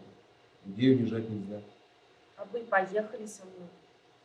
Если бросишь пить, ты запросто сможешь вернуть прежний авторитет. Я помогу тебе начать. Почему ты все время улыбаешься из-под усов? Сестренка, если я захочу, меня завтра же усадят на прежнее место. Знаешь ведь, какие у меня друзья. Ну почему не хочешь? Ну все, хватит. Невеливо от ответа, а вы, ну что случилось, объясни. А ты не понять старайся, а почувствовать. Не видишь разве? Мне жить не хочется. Ну как не видеть-то? В усы улыбаешься, в глазах тоска. Такие глаза бывают только у умных. Если умный совершает глупость, это не значит, что он дурак. А что это значит? Мозг твой свихнулся, не туда повернул. Не туда повернул. Это интересно. Чтобы это понять, надо мозги наизнанку вывернуть. Да и так уже вывернуты они. Хорошая семья у тебя была, прибыльная работа, денег немерено. Что тебя сгубило? Голова распылялась. Пойду-ка я лягу. Нет. Я должна услышать ответ. Ну легче тебе станет, если услышишь. Да. Отстань от меня. Абы, я же тебя люблю. Прекрати. Ты же знаешь, в этом доме не принято говорить о сентиментальности. Есть же другие дома. У меня голова болит. Коньяк принести тебе? Принеси. Сначала скажи. Что сказать? Причину, почему ты сломался. Да не сломался я. Ну, возможно, у тебя была причина для того, чтобы начать пить. А сейчас ты пьешь от того, что стал алкоголиком. Чтобы обелить себя, держишься за эту причину. Да нет же. Да не принимаю твое «нет». Сломался ты, и, похоже, к прежнему возврата нет. Ну чего молчишь? Не хочется быть простым алкашом? Сестренка, давай-ка свою коньяк. Банат приносит и ставит на стол. На, Спасибо. Откупоривает и наливает в кружку. отец всему виной. Байбулат захлебывается и начинает дрожать. Не подходит мне коньяк. В горло не лезет. Здесь суррогат продает в пластиковых бутылках. Удивительно, шампунем пахнет, а пьется лучше любого дорогого коньяка. Чего дрожишь-то? Немного снобит меня. Поезит экономит на газе, якобы лишний жар вреден. Значит, причина в отце. Он в твою жизнь и твою жизнь успел сгубить. Что он с тобой сделал? Что произошло? Хватит выдумывать. Слово отца для всех было законом. Но что он сказал тебе такого, что и с твоим умом можно было скатиться? Не произноси этого слова. Какого? Не говорить про ум? Да. Ты даже не представляешь, что такое ум. Не понимаешь, какая-то страшная штука. Ну что случилось, Абы? Байбулат наполняет кружку и выпивает. Долго сидит, понуро склонив голову. В это время появляется Фируза. Банат жестом указывает ей уйти, Фируза, догадавшись, уходит. Наш отец был очень умный. Конечно. Сам-то особо ничему не учился, но каждому из вас помогал делать домашние задания. За учебой следил зорко, гордился, когда говорили, дети Бургана успешно учатся. Да, гордился. Одному мне не нужно было помогать. Как-то легко мне давалась учеба. Один раз прочту и все начинаю понимать. Не учеба, а игра какая-то, забава. И на юрфак без проблем поступил. Отец гордился, его гордость наивысшая оценка для меня. Я всегда стремился стать таким же, как он, умным. В 90-е, если помнишь, я в Челнах занимался запчастями. Вот там мой ум и пригодился. Каких только схем я не придумал. Чтобы не делал, все удавалось. И придаться не к чему, все законно. Ну и деньги, конечно. Для хранения денег я приобрел отдельную квартиру. Здесь все обновили и отремонтировали. Вы Назару квартиру купили, тебе. Втайне от отца многим здесь помог. Игра какая-то, ум. Позже мой напарник стал вести себя как-то странно. Большие деньги многих меняют. Я понял его замысел. Застрелить меня точно. И в эти дни отец приехал ко мне в Челну. Я отвел его в комнату, в которой хранил деньги. Рассказал, как их зарабатывал. У него глаза чуть не выкатились из орбиты. Схемы мои не понимает с первого раза, но по нескольку раз переспрашиваю. Ты, может, представить себе такое, Бурган не понимает. А без настроения ухожу, что не говори, убить меня собирается. Мой друг многолетний, напарник, я обо всем рассказал отцу. Он спросил, как я собираюсь поступить. Я ответил, мол, не собираюсь ждать, пока меня убьют. Сработаю на опережение, закажу друга. Знаешь, что он мне ответил на это? Что? Ничего. В глазах его восхищение.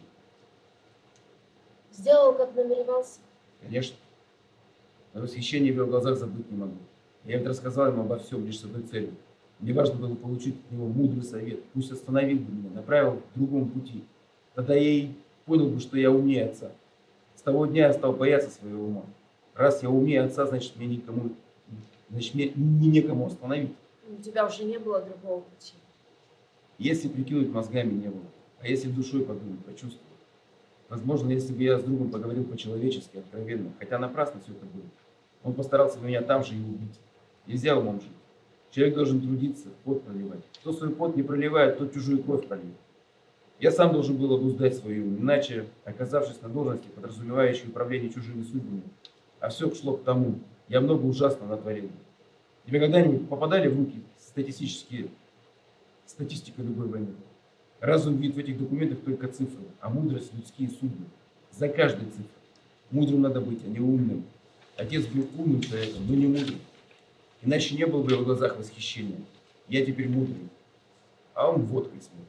Значит, не остановишься. До конца буду. Ух, холодно на улице.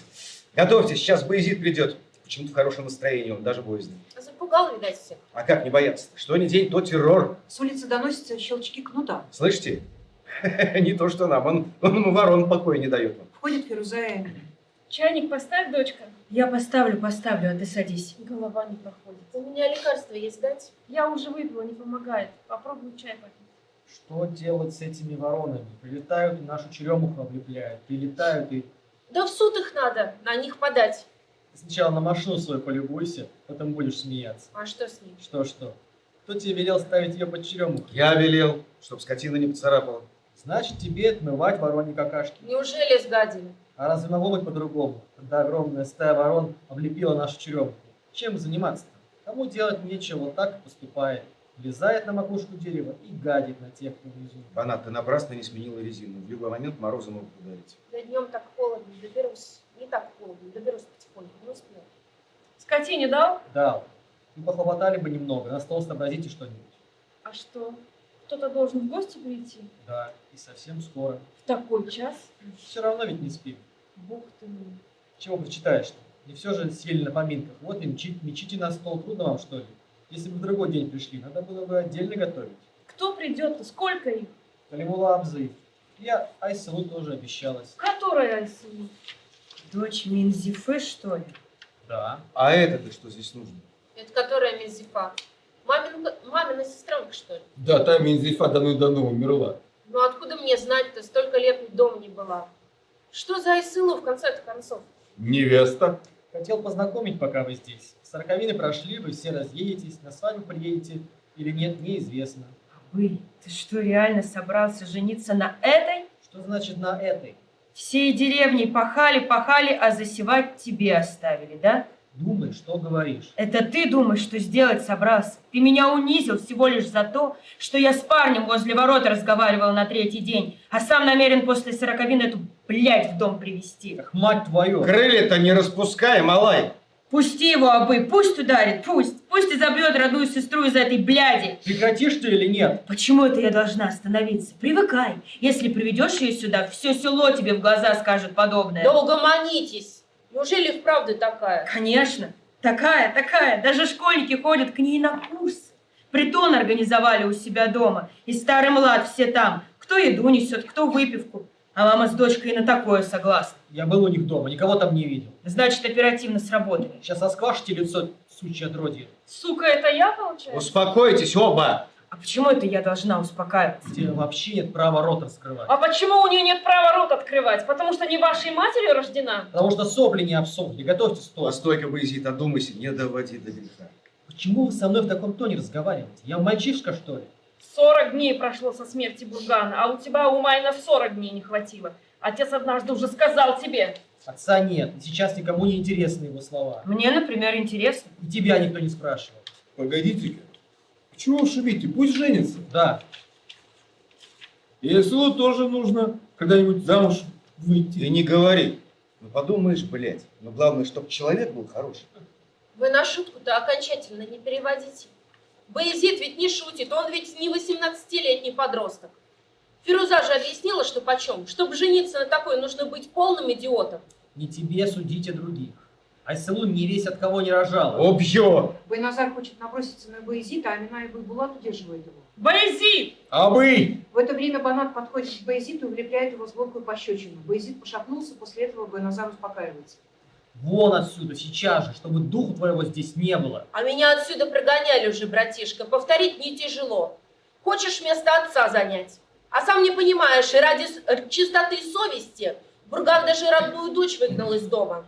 А ты на отцовские сороковины метлу поганую в дом несешь. Я уезжаю. Банат, апа, я с тобой. Сама решай.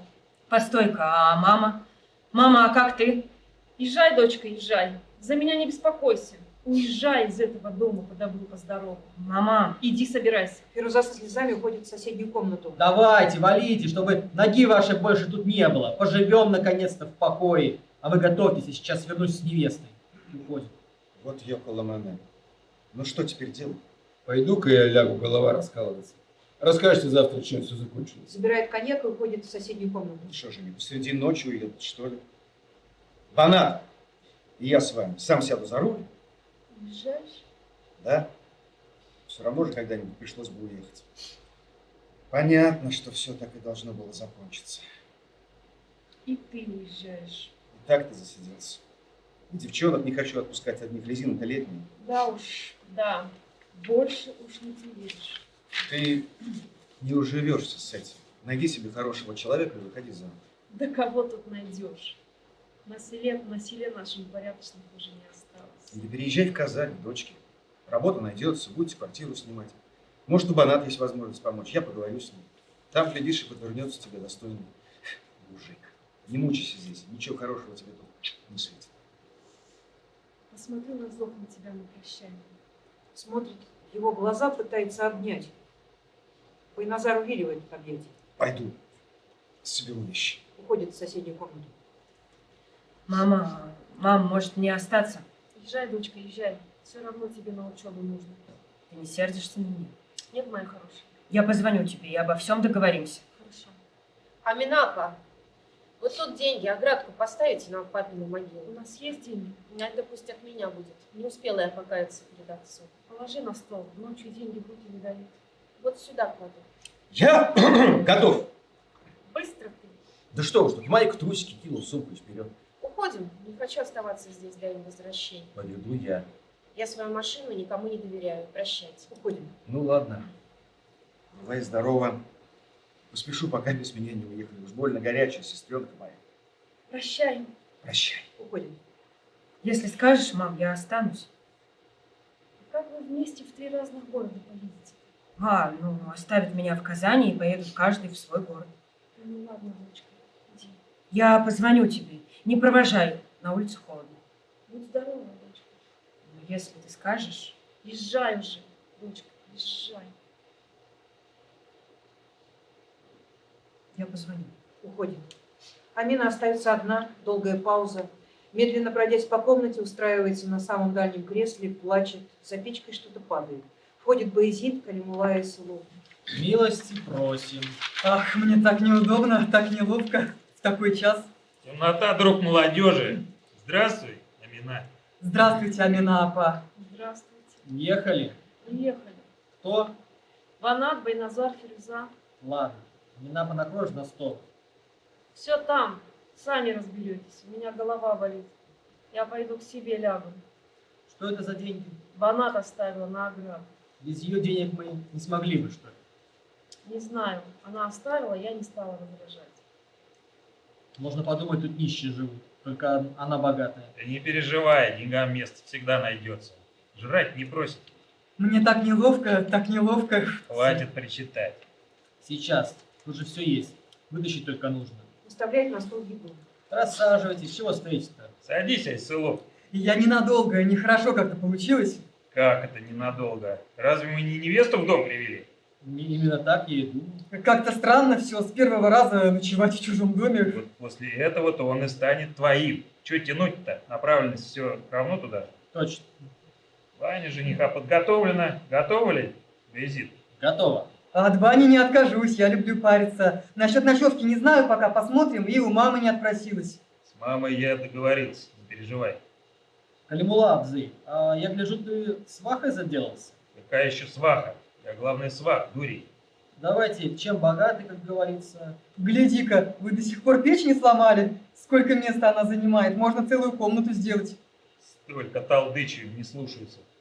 Вот станешь здесь полноправной хозяйкой, сломаешь. Сколько места сразу освободилось бы. Да, Визит? Сломаем. То черта она здесь нужна. Все равно не трогай. Сломаем, а на ее месте комнату отгородим. Доставим. Доставай давай, Калимулла Абзы. Чё? Шутишь, шутить думал со мной. Смотри, найду ведь. Тычет в ребра, а постукивает. Убьешь, Вить, не щекочи. Ну, на. Достает полулитровку. Старый черт. Разливает водку по рюмкам. Против черта не возражаю, но со старым ни за что не примирюсь. Ну, за что пьем? За любовь. У Баязита звонит телефон. А кто это среди ночи? Это не мама? Нет, участковый Раис. Алло, да, это я. Ага, говори быстрее. Что? Как? Все, что ли? Сейчас будет. Сейчас будет. Опять кто-то заболел? Те, в кювет улетели. Как? Гололед. Живые хоть? Надо ехать. Отрицательно качает головой.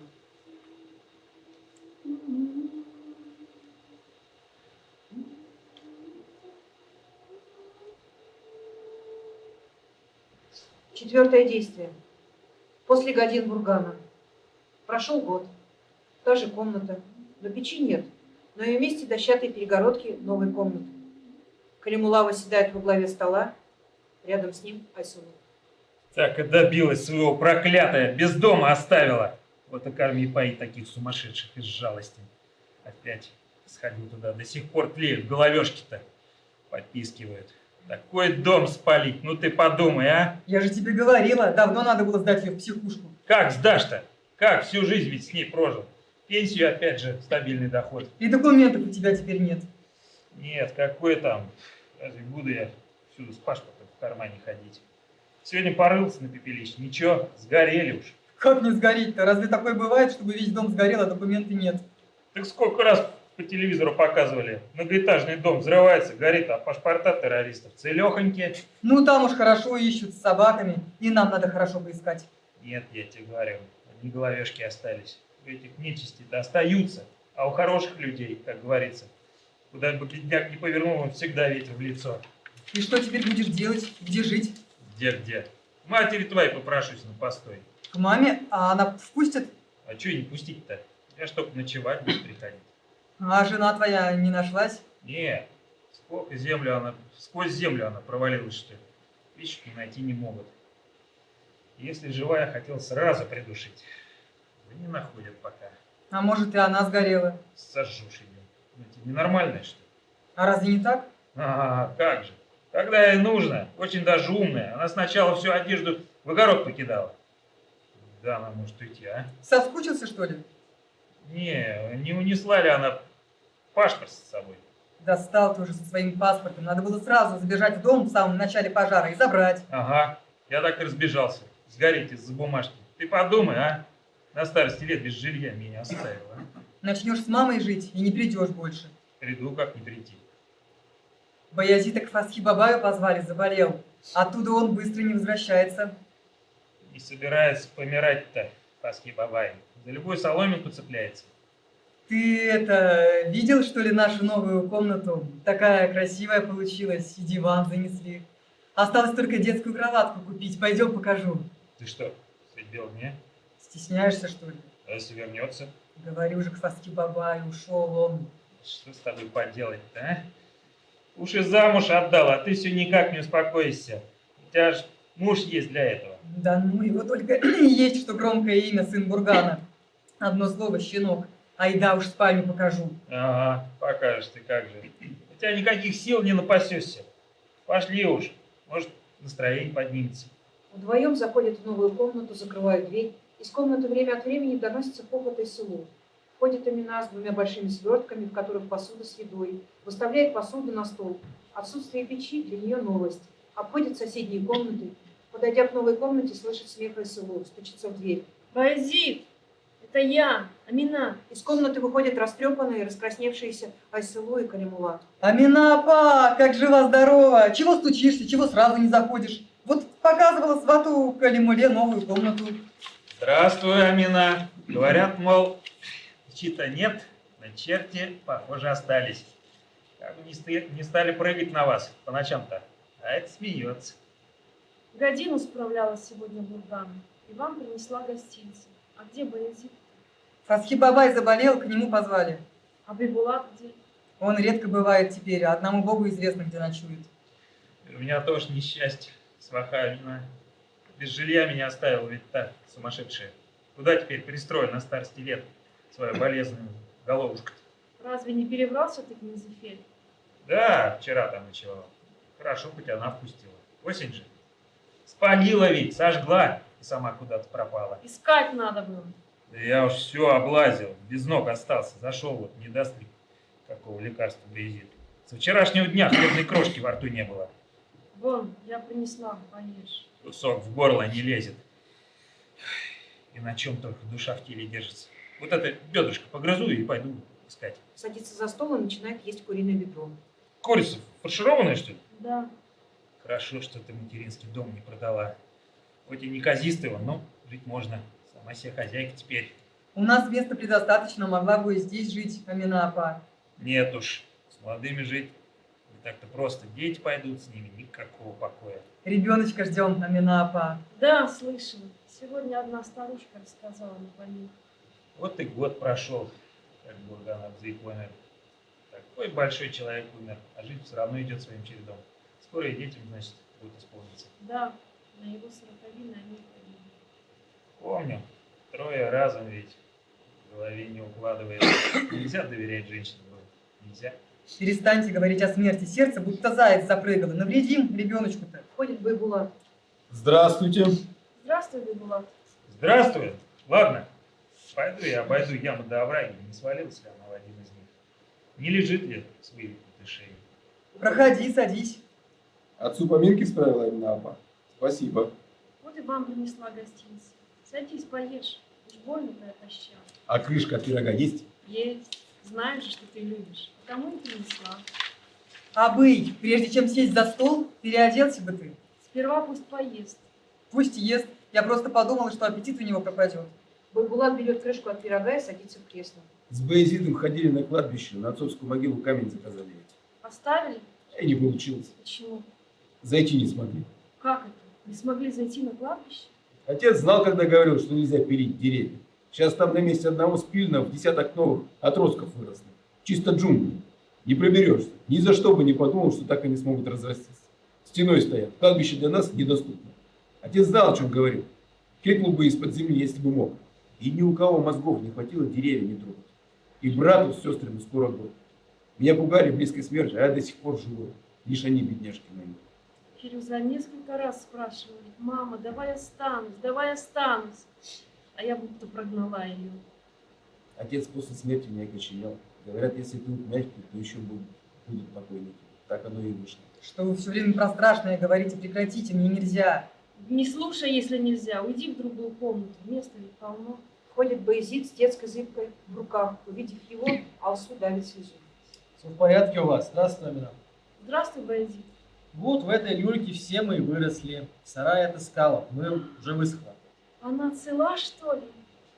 И Фирюза в ней вынесла, доченька моя. Все мы. Ее сам Бурган сделал. Айселу, что случилось? Нет, что может случиться? Ты как будто без настроения. Есть у меня настроение. Кто-то что-то сказал тебе неприятное? Кто? Вон, родственники твои пришли, общайся с ними, а на меня не обращай внимания. Прекрати, сейчас люльку подвесим. Да ее мыши все обоссали, люльку твою допотопную. Говорю же, вымыл тщательно. Сейчас люльки не вешают. А мы подвесим. В нашем роду все росли в люльке. В одной из балок и крюк есть. На него и повесим. Не рановато ли? Сколько месяцев? Это не важно. Мне прямо сейчас хочется начать подготовку. Ну-ка, Айселу, пойдем подержим. Мне нельзя поднимать. Пошли, помогу. Заходит в комнату, противоположную входной двери. Видно, как они вешают зыбку. Закончив работу, выходят. Если родится мальчик, назовем его Барри, чтобы имя было на букву «Б», по-нашему. Мы же договаривались, что назовем Фердусом. Да нет же, у нас в роду все на «Б». У вас всех на «Б» называют, у вас люльку кладут, у вас да у вас. Что-то должно быть и по-нашему. А как это, по-вашему? Так, как я сказала. Абдрахам Федусов не звучит же? И не говори. Другое дело, Габдрахманов Барри Калимулович. Слышишь, как звучит? Что ты сказал? А что я сказал? Какой еще Калимулович? Оскорбить меня решил пьяница. Бьет Байбулата, тот падает в кресло. Что ты делаешь? Не бей. А ну-ка повтори еще раз. Все, прости меня, братишка. Нечаянно вырвалось, это правда. Мозги у тебя размякли, что ли? Сейчас сгущу. Не Бьет. тронь его. Жену свою бей. Он-то чем виноват? Так вы теперь сплетни про меня будете распускать. Какая же это сплетня? Зачем я сказал-то? Пусть бы ходил себе да радовался. Если хоть раз рот раскроешь, Братишка, избивая меня, ничего ведь не изменишь. Гнездышко твое, кукушка яичко подбросила. Хочешь в люльке Бургана ребенка Калимулы вырастить? за душу! Отпусти, не трогай его. С женой своей разберись. Все село знает, один ты в неведении. Калимула по пьяни сам хвастался перед парнями возле клуба, что состругал для Баязита мальчонку. И сегодня они вдвоем были вот в этой комнате, когда я пришла. Из этой метелки родственников погубил. Дочку мою ненаглядную. Плачет. Ты чего молчишь? А что я должна тебе сказать? Отвергай. Навет это скажи, иначе я придушу тебя. Только тронь, в тюрьме сгною. Чего глаза вылупила? Скажи, что неправда все это. Ты и сам понял же, что правда. Что ты сказала? Что? Разве я виновата, что Калимула не умеет держать язык за зубами? Ты с ума сошла. Это вы всем семейством с ума посходили, надоели вы мне. Достали своими обычаями да традициями. Род Бургана, видите ли, женщину не можете ублажить как следует. И на 3 минуты тебя не хватает. Старый Калимула в 100 раз лучше. Ах ты сука. Не морайся, братишка, не стоит. Еще неизвестно, кто тут грязный. Опротивили вы мне, выкормыши бургановские. Я свою жизнь на ваши хоромы не променяю. Счастливо оставаться. Подхватывает теплую одежду и уходит. Баязид оседает на пол. Байбулат снова валится в кресло. Внезапно Баязид вскакивает и убегает. С улицы доносятся непрерывные щелчки кнута, карканье. Входит Баязид, изможденный взмахами кнута. После того, как спилили деревья на кладбище, все вороны переселились на нашу черемуху. Похоже, придется ее спилить. Абы, больно? Извини. Простите меня. Байназар Абы, Банатапа, Фируза. Как же ты ослеп-то? Абы, давай я пластырем заклею. Не нужно, братишка, не беспокойся. Мне бы на улицу выйти. Почему отец не любил меня? Он вас всех любил. Нет, он меня не переваривал. За что? Я же весь дом на своих плечах вытащил. Сделал, как он просил. Выучился на фельдшера. Я ж зарплату и в 40 лет до последней копейки ему отдавал. А потом у него же и одалживал на курево. Байбулатов он любил. Почему? Он же алкоголик. Отец все ему прощал. После поездки в Челны он таким вернулся. Бурган восхищался Байбулатом. Он умнее меня говорил. Моего ума не хватает на то, чем он занимается. Чтобы род наш крепчал, чтобы дела шли в гору, дети должны быть умнее родителей. Это его слова. Он в этом видел смысл жизни. А у нас не получилось ни у кого.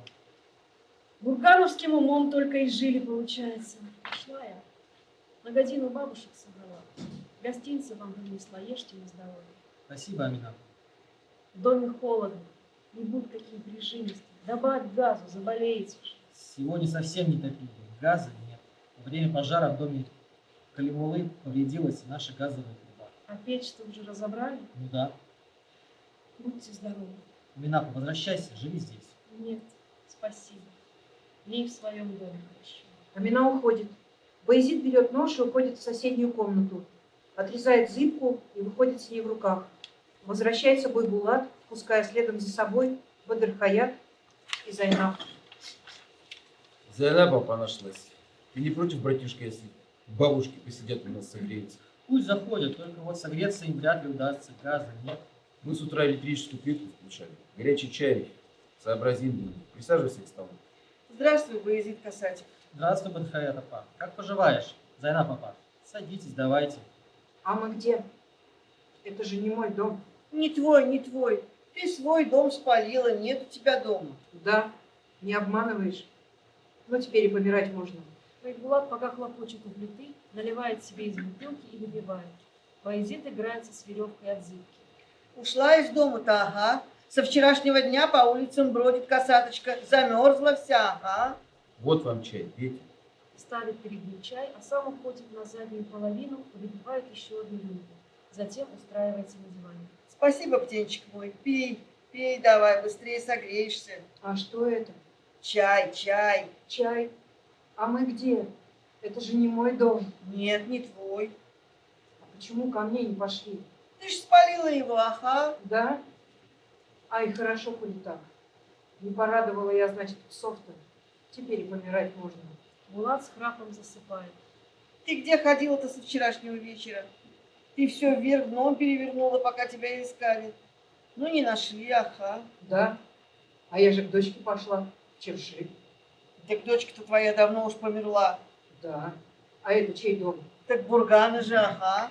А разве Бурган не умер? Умер, умер, касатик. А дом остался, да? Ага. Большой дом у Бургана, а у меня маленький. Так хочется в большом доме пожить. К главе ходила, ага, в район. Квартиру просила. И что, не дал? Ох, косаточка, у тебя же, говорит, сын есть, вот пусть он тебе и купит, ага. А ведь я ветеран труда, и медаль у меня имеется. Баязид довязывает из веревки петлю, слушает старушку. А вот я не оставила дом свой сам. В узелок все документы собрала, и все равно помирать. А мертвым не было, ни к чему. Все умрем. Хочется в большом доме пожить, ага, как в детстве. Покойный отец большой дом построил, 5 стенок, ага. А мы с большими мучениями строились. Калимула ни за что бы не построила, если бы я не бегала. Сам теперь достанется дом-то мне. Не достанется, красавица моя, не достанется, не переживай. Ты ж его сожгла. Не обманываешь? Ну тогда и помирать можно. Во время их разговора Баязид с веревкой в одной руке, табуреткой и в другой уходит в комнату, где висела зыбка. Прямо под крючком пристраивает табурет, запирается изнутри. Однажды огромную кучу досок привезли для клуба, а у нас ни на пол, ни на потолок досок нет. Ага.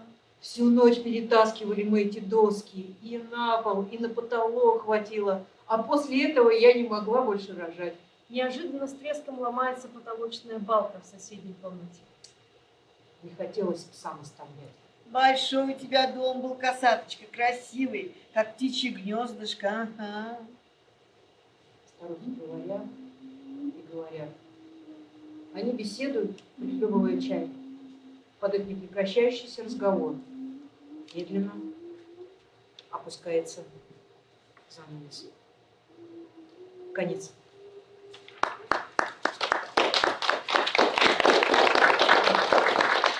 Дом Бургана или Ильгиз Зайниев. Представьте актеров, пожалуйста. Елена Поджариди, Людмила Калентьева, Виталий Королев, Алексей Подосенов, Анна Солодянникова, Гульнара Толкова, Валерий Толков, Елена Капралова, Олег Шустов.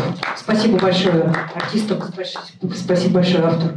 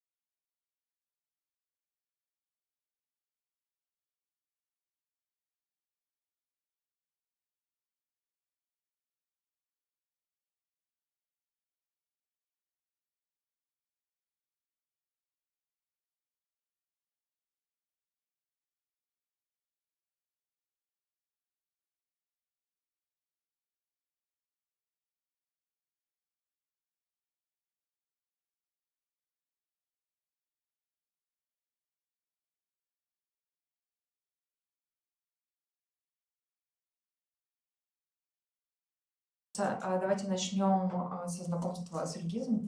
Насколько я понимаю, Ильгиз уже опытный и востребованный автор. Кроме прочего, он работает режиссером в Казанском театре кукол, правильно?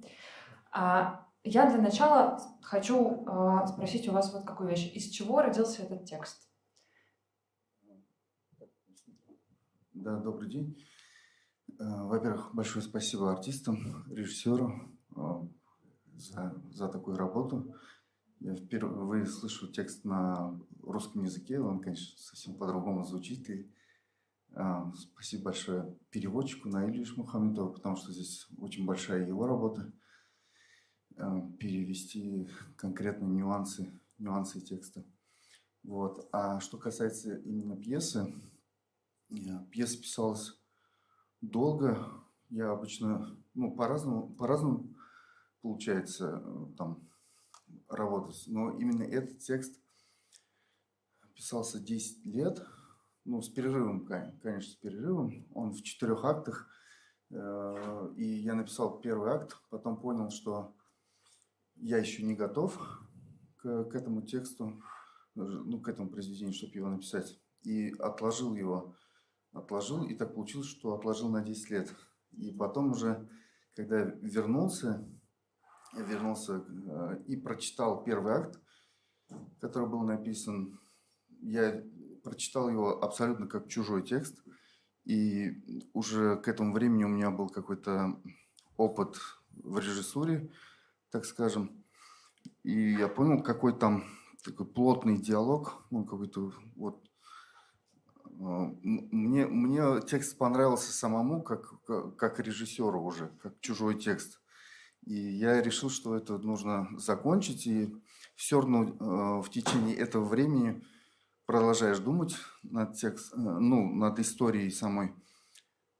Я понял, что я сейчас могу эту работу закончить. И дописал ее уже в течение, может быть, недели. Там поджимались сроки. 10 лет, потом неделя. Да. У нас в Татарстане есть такой хороший конкурс «Новая татарская пьеса», который уже с 2003 года, если я не ошибаюсь, проводится театром Камала совместно с Министерством культуры. И, конечно же, этот конкурс, он всегда подстегивает авторов на какие-то, так скажем, подвиги. И тут поджимали сроки конкурса, и надо было заканчивать пьесу. Так у вас был дедлайн, все теперь понятно. Да, вот в чем секрет. Да. А сама история, здесь почти ничего не придумано, здесь собрано из разных историй, и эти люди, они для меня как живые. Кто-то из них это мои родственники, кто-то знакомые, кто-то друзья, кто-то, там рассказывали какие-то истории. И оно как-то вот вместе собралось, сложилось, как мне тогда казалось. Знаете, мне кажется, что я как будто бы почувствовала, вы сейчас кое-что для меня объяснили, когда сказали, что второй акт этого текста писался спустя довольно сильный перерыв и уже фактически другим человеком. Потому что меня заинтересовало в этом тексте следующее. Он начинается с цитаты Томаса Манна, где мы заявляем главную тему, это тема семьи. И ты ждешь какого-то героя среди этих людей.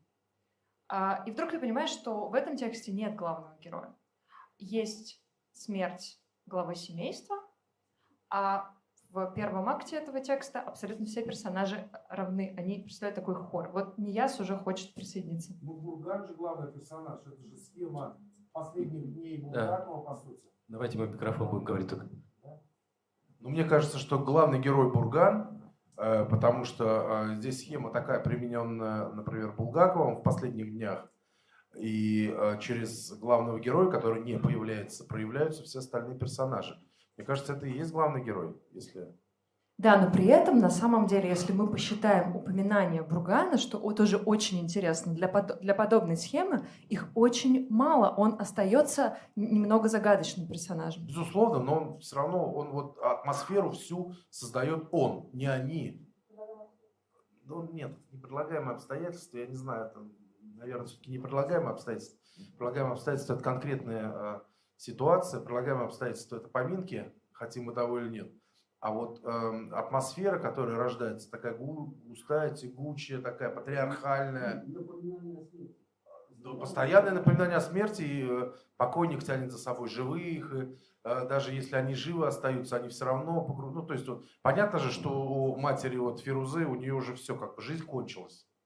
Она продолжается физически, но на самом деле она уже мертва. Потому что со смертью дочери, муж умер, дочь умерла, дальше для чего жить, непонятно. Ну вот это все.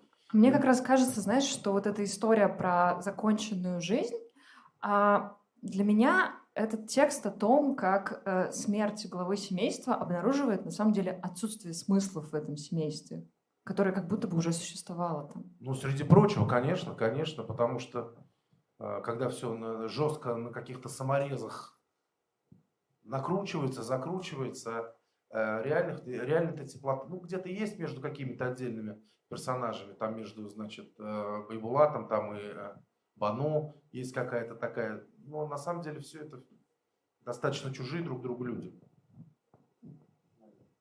Друзья, может быть, кто-то тоже хочет высказаться, обозначить какую-то тему или просто рассказать про ваши впечатления о тексте? Пока еще никто не созрел? Мне вот, например, очень... Второй акт для меня такая интересная история, потому что он куда более действенный. На самом деле, если рассматривать пьесу с точки зрения событий, первый акт — это действительно такое поминальное застолье бесконечное. Он, вот как я сказала, тягучий очень. И во втором акте вдруг начинается, ближе уже к концу первого, во втором персонажи начинают как-то иногда нелепо, иногда не доводя свои действия до конца, но действовать. Меня, например, очень заинтересовала такая несколько загадочная героиня Айсылу, которая мне напоминает абсолютно чеховскую Наташу, которая вот такая приперлась в дом. Все с ней совершенно понятно, абсолютно всем, кроме, собственно, ее избранника. Ему, нет, ты знаешь, как будто бы нет, он же очень ее яростно отстаивает. И в этом отстаивании, кстати, мне кажется, есть тоже важная тема, что персонажи, вот условно, да, первый акт — это 3 дня после смерти, второй — 40. Персонажи вдруг пытаются вот свою пуповину от отца как-то вот обрезать, пытаются начать действовать независимо от отца, как будто бы нам первый акт как раз нужен был для того, чтобы они вообще обрели эту способность действовать, потому что они в каком-то были параличе воли, что ли. И вот он таким образом пытается свою волю, знаете, когда ты уже принципиально должен жениться на этой барышне, потому что тебе говорят «нет», но ты хочешь совершить свое действие. Я в этом увидела. Я поэтому говорю, что он понимает.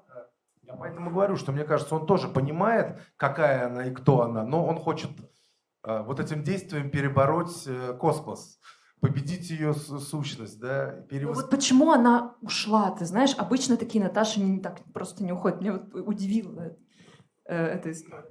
Да, Наташи выгоняют всех, да? Да, они выгоняют всех. Она же все сделала, она разобрала печь и так легко свалила. Да, самое главное, куда? Да. Все-таки в положении, к матери вернуть. Да, есть тут какие-то в этом тексте, есть какие-то такие давай... линии для меня загадочные. Может быть, у кого-то есть ответ? Давай спросим автора, почему так происходит. Или мы спросим автора, да. А вдруг кто-то еще какую-то интерпретацию предложит, нет? Да, давайте. Знаете, если экстраполировать на нашу жизнь, весь текст, все это произведение, которое, в принципе, на меня как на актера и на сценариста произвело впечатление очень большое, ведь это же наша жизнь. Что такое Бурган? Бурган — это, грубо говоря, Советский Союз. Ну, грубо говоря, да? Неожиданно. По большому счету. И вот там были такие правила, которые должны были строить дом, и должны были все быть положительные. И вдруг Бургана не стало. Пришло другое время, другие люди, другие принципы существования. А люди не могут в них вписаться. Они из той эпохи, они там были, они не могут по-другому жить. И там даже в тексте есть, когда говорит одна из героинь, что я пыталась не жить как Бурган, но мы все живем как Бурган, даже не хотя этого. Понимаете? Вот, и поэтому этот текст намного шире, чем просто произведение «Дом Бургана». Это очень широко, вот если вдуматься, это просто о нашей жизни сейчас, вот, которая происходит в России современной. Я я через это так Ну, вот для меня это тоже история. На самом деле, вот мы тут, да, собрались под шапкой национальной драматургии, но для меня на самом деле это очень тоже близкий текст. У меня лично была такая история, как бы всерьез всей семьей решали. У меня бабушка из села, как бы, будем мы эту печь сносить или не будем мы сносить эту печь. Это очень понятная печь история. это не просто печь. Конечно. Это дом, это очаг, это то, вокруг чего все собирались. Она же ведь не просто так была придумана кем-то. А с другой стороны, можно встать на позицию других героев, да, Да, молодых, и да, посмотреть на это и да. подумать, боже мой, ну, друзья Да, мои, всё вы все правильно. еще ждете Второй мировой войны. Да, Давайте да. разберем, а мы живем сейчас, война нам нужно приходит, место. газ Но она приходит, и газ Да. кончается, да. И вот поэтому я говорю, что это намного шире, чем Но просто история ощущение, печи. что автор не встает ни на позицию людей, которые ну, держатся за традиции, как за способ упорядочивания мира, ни на позицию героев, которые пытаются как-то начать сами действовать независимо от этих традиций. Я как прости, я вклинюсь. Просто как человек, который, наверное, здесь больше всех читал пьес Ильгиза, я знаю, что Ильгиз как бы он относится к такой категории драматургов, которые немножко знают, как надо жить правильно, да. И, в общем, у него есть всегда своя позиция, а здесь он как бы отходит от этого своего ну, достаточно часто встречающегося взгляда, который имеет право тоже на существование. Здесь он такой бытописатель, даже Это эпос, да, это много? да, создатель эпоса. И при этом мне очень нравится, вот вы сказали совершенно, но у меня немножко другая ассоциация, да, там говорят же, ну такой примитивный, там мужчина там должен построить дом, родить сына, посадить дерево рубят, сына выгоняют в утробе, он не рождается, люльку обрезают, потому что, и, соответственно, дом, печь разрушена, совсем согласен. Более того, в фольклоре, в русском, во всяком случае, печь – это еще женское лоно, это еще это как бы из печи рождаются, там купали младенцев. Это была такая, как бы, вот во всех сказках, которых там в русских, это как бы еще, как это называется, метафора женского начала такая. Вот есть дом, мужское начало, а внутри в нем женское начало, символизирующее печь. Как бы очень много, несмотря вот мне почему этот текст очень нравится, несмотря на то, что здесь вот кажется очень много деталей быта, там спилили, не спилили, это же как подмечено, там ворон бьют кнутом, да, но это такая как бы непридуманная история. Очень много деталей не документальных, а таких жизненно правдивых, при этом очень большое пространство для метафорического осмысления. Да, мне кажется, автор как раз, собственно, первый акт и в некотором роде нам события заменяют этот очень подробный быт, который говорит сам за себя. Здесь действительно огромное количество подробностей и в языке, и в каких-то обрядовых историях. Никто не созрел? Так, нас Да, это слово, Валерия конечно, хочет Сорок, нам сказать да. что-то? Я хочу поблагодарить автора.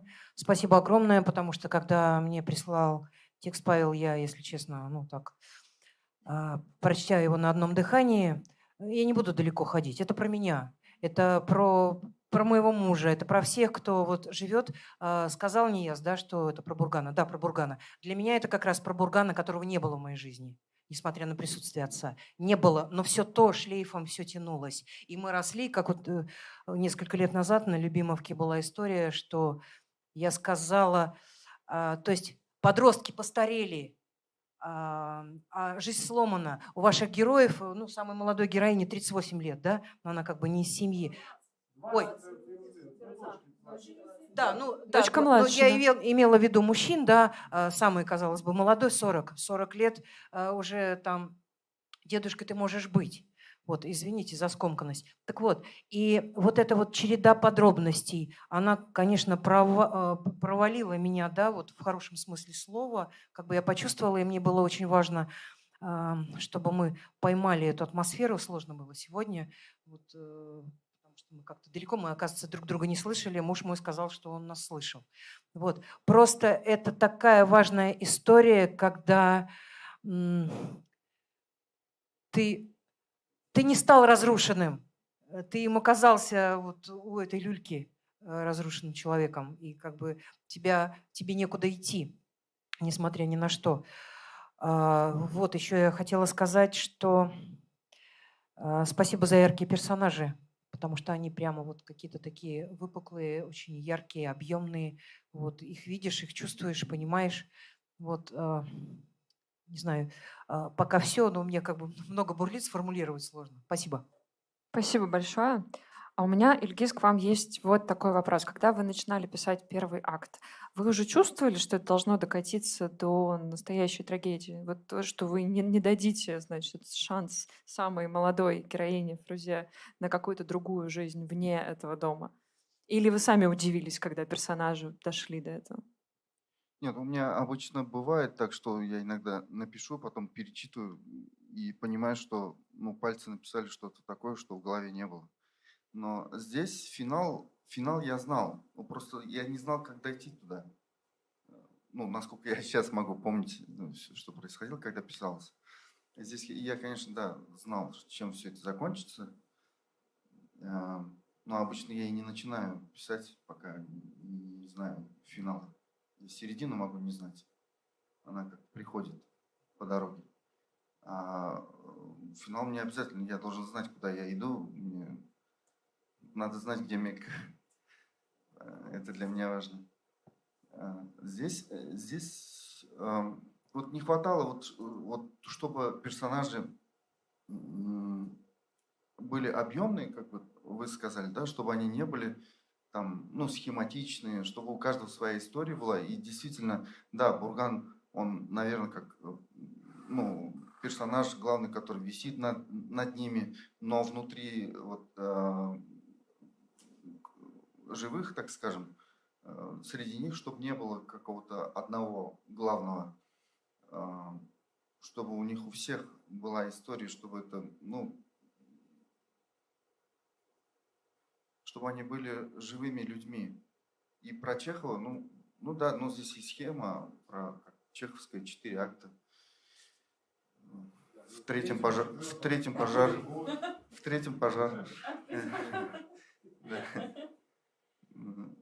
Как Чехов сказал, чтобы написать пьесу, нужен врач и, как он сказал, разрушенная усадьба. В принципе, как-то... Да, вы следуете за этим, понятно. Да. Вот как, ну, где-то вот так, наверное. Но эта история, она, ну, эти тексты, наверное, пару пьес у меня таких есть, которые, ну, можно в одну линию, наверное. После этой «Вишневая гора», которой я текст написал, до этого, наверное, «Туган Тумаща», это родные люди. Вот они, наверное, какие-то образуют, как называть, цикл, что ли. А так, вот Нияз Рауфович, он действительно, наверное, все пьесы мои знает. Я писал разные пьесы, и хорошие, и плохие, и интересные, и не очень, наверное. Но здесь эта пьеса писалась как пьеса, она не писалась как текст для театра, что часто сейчас, чем мы страдаем, как мне кажется, все.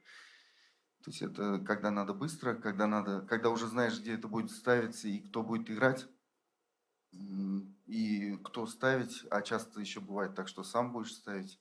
И некоторые вещи тебе не нужно описывать, ты понимаешь, что во время постановки все это будешь делать. Это очень замкнутая структура. Мало того, мне кажется, там не только как бы Чехова можно увидеть, но, в общем, и какие-то следы даже классической античной драмы и трагедии, потому что вот она начинается, это довольно классическая история. У нас есть персонаж, там, да, дальняя родственница Бургана, и она, как рассказчик, нам дает какую-то важную информацию о, собственно, его смерти. То есть это совершенно прям такая в хорошем смысле очень античная история и вводит нас как бы в мир этой семьи. И в общем, и выступает таким рассказчиком. Потом тут есть такие персонажи, которые какие-то голоса каких-то разных, я не знаю, смыслов. Да? То есть, например, там Калимула, который вначале говорит про радость и про удовольствие, насколько я помню, да, и как-то хочется к нему присоединиться, но потом его личная линия, да, его вот с этим удовольствием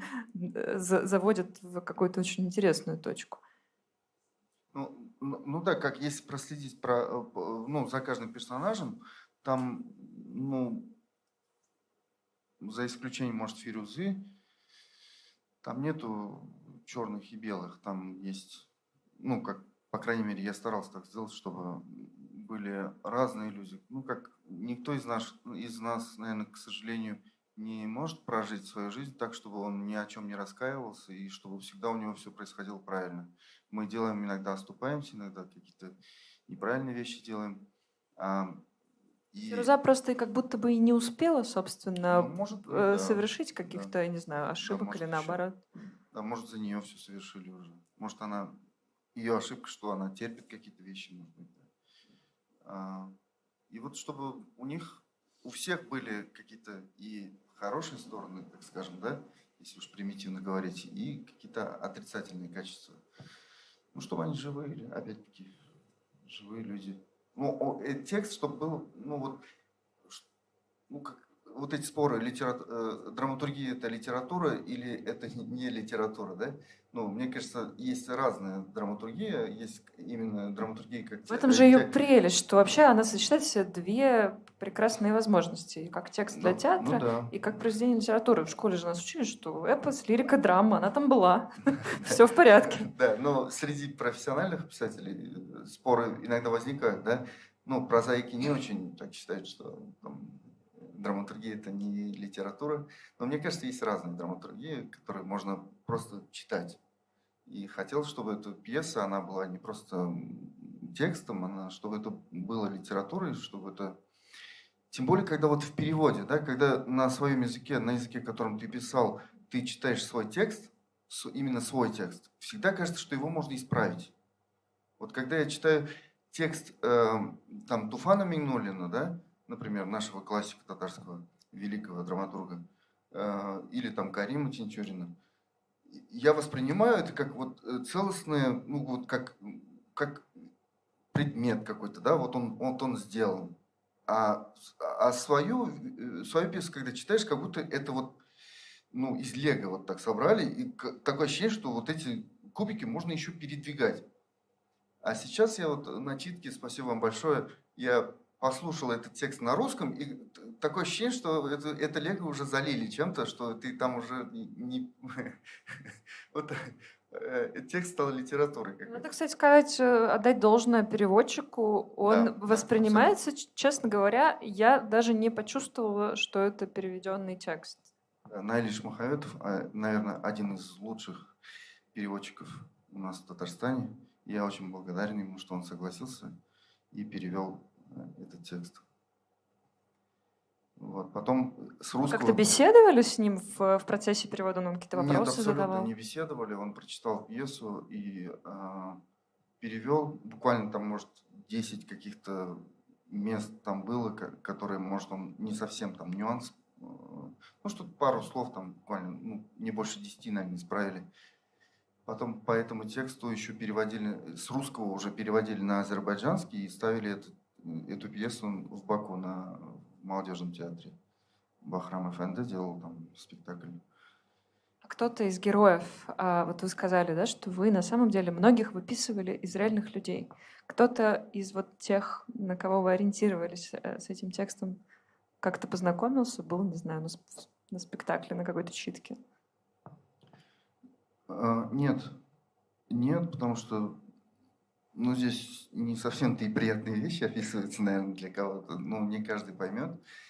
Но тут нету такого, чтобы я взял какой-то персонаж и полностью на 100% его списал. Так не получается.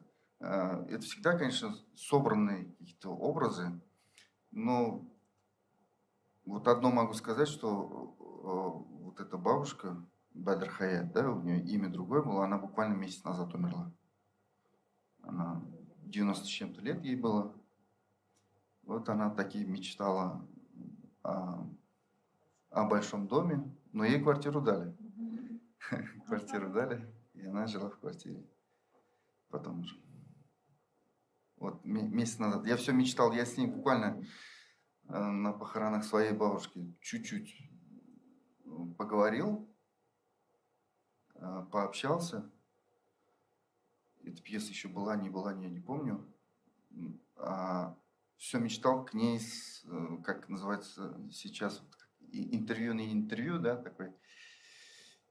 Ну, основательно поговорить, потому что она жизнь повидала. Этот человек не просто там в деревне выросла, вот она действительно уехала куда-то, она писала там, на татарском она писать не умела, только на русском писала, разговаривала, конечно, на татарском.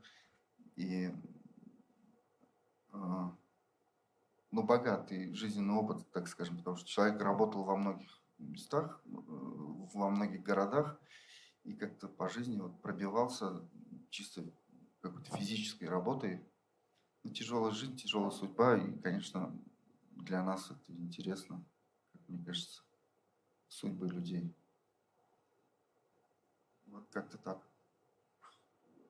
А вы вообще, вот для вас лично традиции в вашей жизни имеют сильное значение?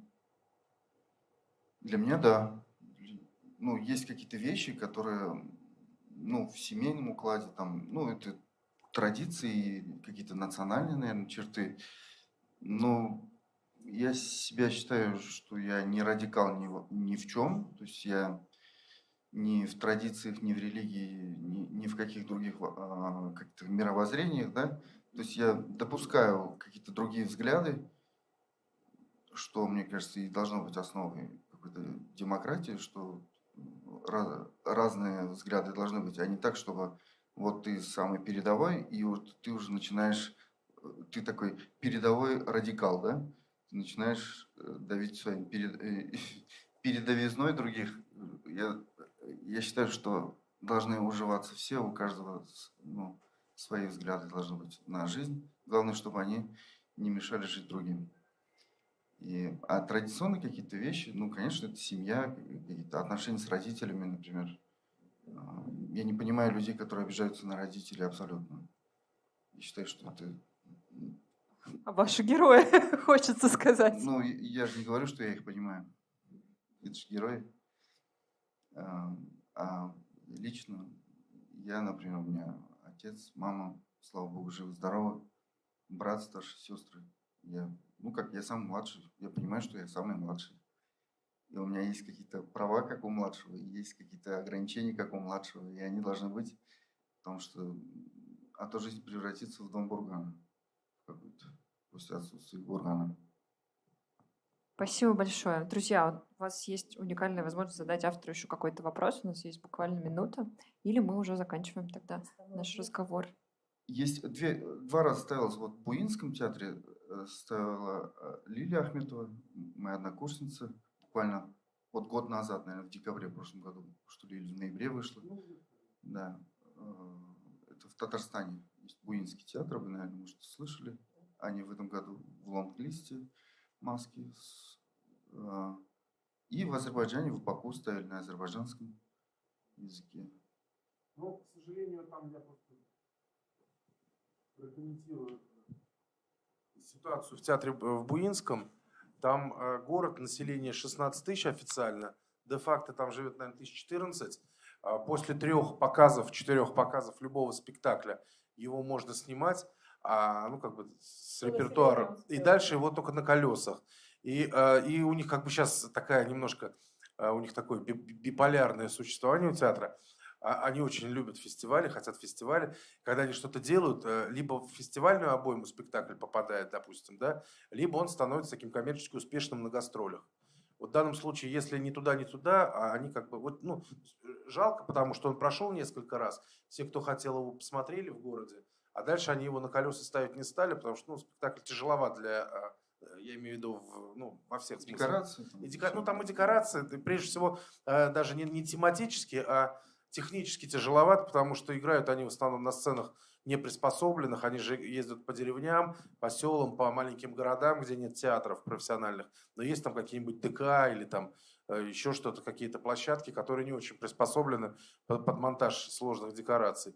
Поэтому, вот, к сожалению, жизнь этого спектакля, она такая. Но у них, что хорошо в этом театре, у них все спектакли заморожены, как яйцеклетки. В какой-то момент их можно извлечь и дать им. Ну, то есть они у них не списываются декорации, у них есть где хранить, они помнят. Ну, то есть при каком-то таком благоприятном стечении обстоятельств. Я уж просто тоже, чтобы 2 раза не вставать, мне еще очень понравилось, правда, спасибо Наилю.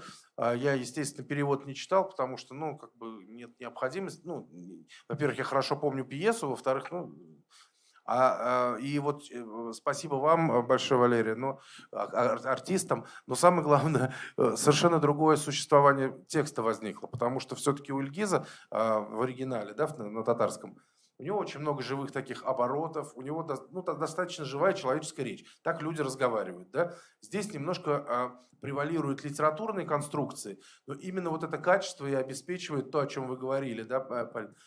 И вот эту античность, и какую-то, ну, может быть, более интернациональную историю, да, не замкнутость только в мире татар, потому что если там, по большому счету, если там поменять имена, да, ну, что там, ну, только не 7, а 9 дней у русских, да, ну, какие...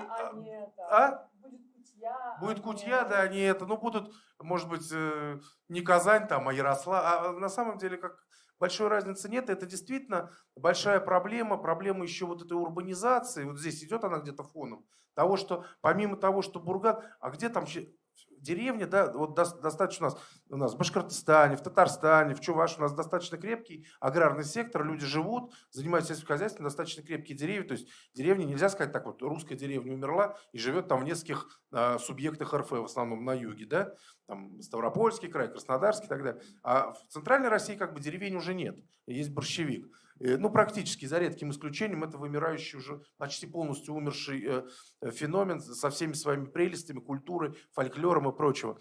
А здесь как бы, но все равно есть упадок, а все равно город высасывает, все равно люди стараются, молодежь старается уехать, ну, в подавляющем большинстве случаев. Поэтому это еще как бы, может быть, символ не просто, а с другой стороны, ну, то есть еще с одной стороны, естественно, резервуар сохранения языка – это деревня.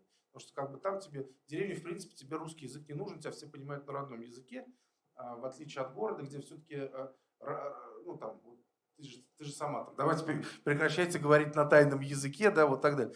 Все равно ты время от времени ну, тебе же нужно коммуницировать. Сейчас можно стать в позу, да, ну, у меня есть вот некоторые знакомые, они принципиально заходят в магазин и только на татарском языке что-то просят. И если их не понимают, они говорят, ладно, я пошла в другой магазин, пускай вам будет там, пускай... Я знаю, нет, это просто одна позиция, а другая позиция. Ну, мы же люди театра, нам все равно надо коммуницировать. Ну, вот в наш театр, где там, откуда Ильгиз и где я работаю, ну, понимаешь, перевод надо, синхронный перевод на два языка, на русский и на английский, да? Ну, если бы мы не хотели, чтобы нас понимали, да, мы бы, наверное, как-то тоже замкнулись. Вот в этом смысле, мне кажется, это еще метафора ухода корневого уклада. Потому что в городе он размывается. В городе нет, по большому счету, кроме языка, кроме каких-то глубинных культурных структур, в городе нет разницы между, вот в Казани, я говорю, такой мультикультурный город, между русским, татарином, евреем, азербайджанцем, армянином в быту, в жизни. Да? Но все живут примерно в одинаковых условиях. Для всех, конечно, основной там лингва франка, это русский язык, да, все говорят, ну, как где-то в семье ты говоришь, встречаешься с коллегами или в семье, ты говоришь татарском, если такой гомогенный круг общения. Если он гетерогенный, там несколько русских человек, уже переходишь автоматически на русский язык.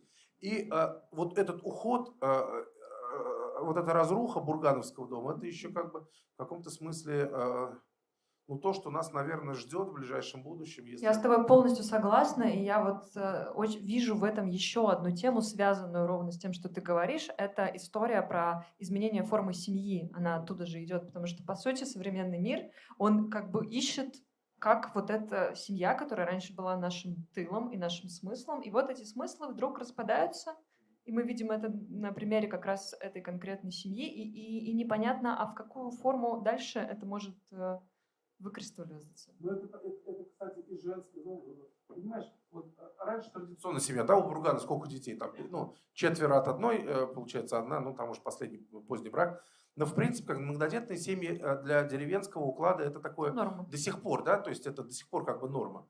Но в городе это уже невозможно, в городе это уже очень сложно иметь, там, больше 2 детей, 3 ребенка, это уже все, максимум. И, естественно, функция женщины в обществе совершенно изменилась. В городских условиях она не может быть просто матерью и хранительницей очага. Ей нужно творчески самореализовываться, работать где-то. Даже если как бы муж там обеспечивает, она не хочет, например. И все это все равно, ну, все это требует какого-то, ну, я не знаю, мы же все равно относимся к театру. Да? Театр, драматургия, это же все равно не искусство, да, вот в чистом виде. Это еще как-то способ познания мира, да, это онтологический способ совершенно познания бытия, картины бытия. И вот в том числе мне почему нравятся такого рода драматургия и материал для театра, потому что она не содержит в себе каких-то готовых ответов. Ответов нет. Каждый, наверное... Мало того, герой, который использует разную стратегию, да, сын, который, наоборот, отказывается от этого городского, у него есть возможность быть там юристом, адвокатом, казалось бы, и он, в общем, да, не очень здорово заканчивает. Наверное, да. С другой стороны, молодая совсем девушка, которая хочет другую стратегию выбрать, и тоже нам автор так заканчивает. Тоже не дает. Не дает, да. Ну, потому что нет... Можно сам не знать. Ну и слава богу. Это же так страшно, когда автор знает все о мире, о семье, о доме, о том, как людям надо жить. Это же ужасно. Это рухнаме, тогда получится какой-то. Не жалко вам было убивать? Жалко. Нет, всегда жалко, конечно. Ну, с одной стороны, конечно, ты как...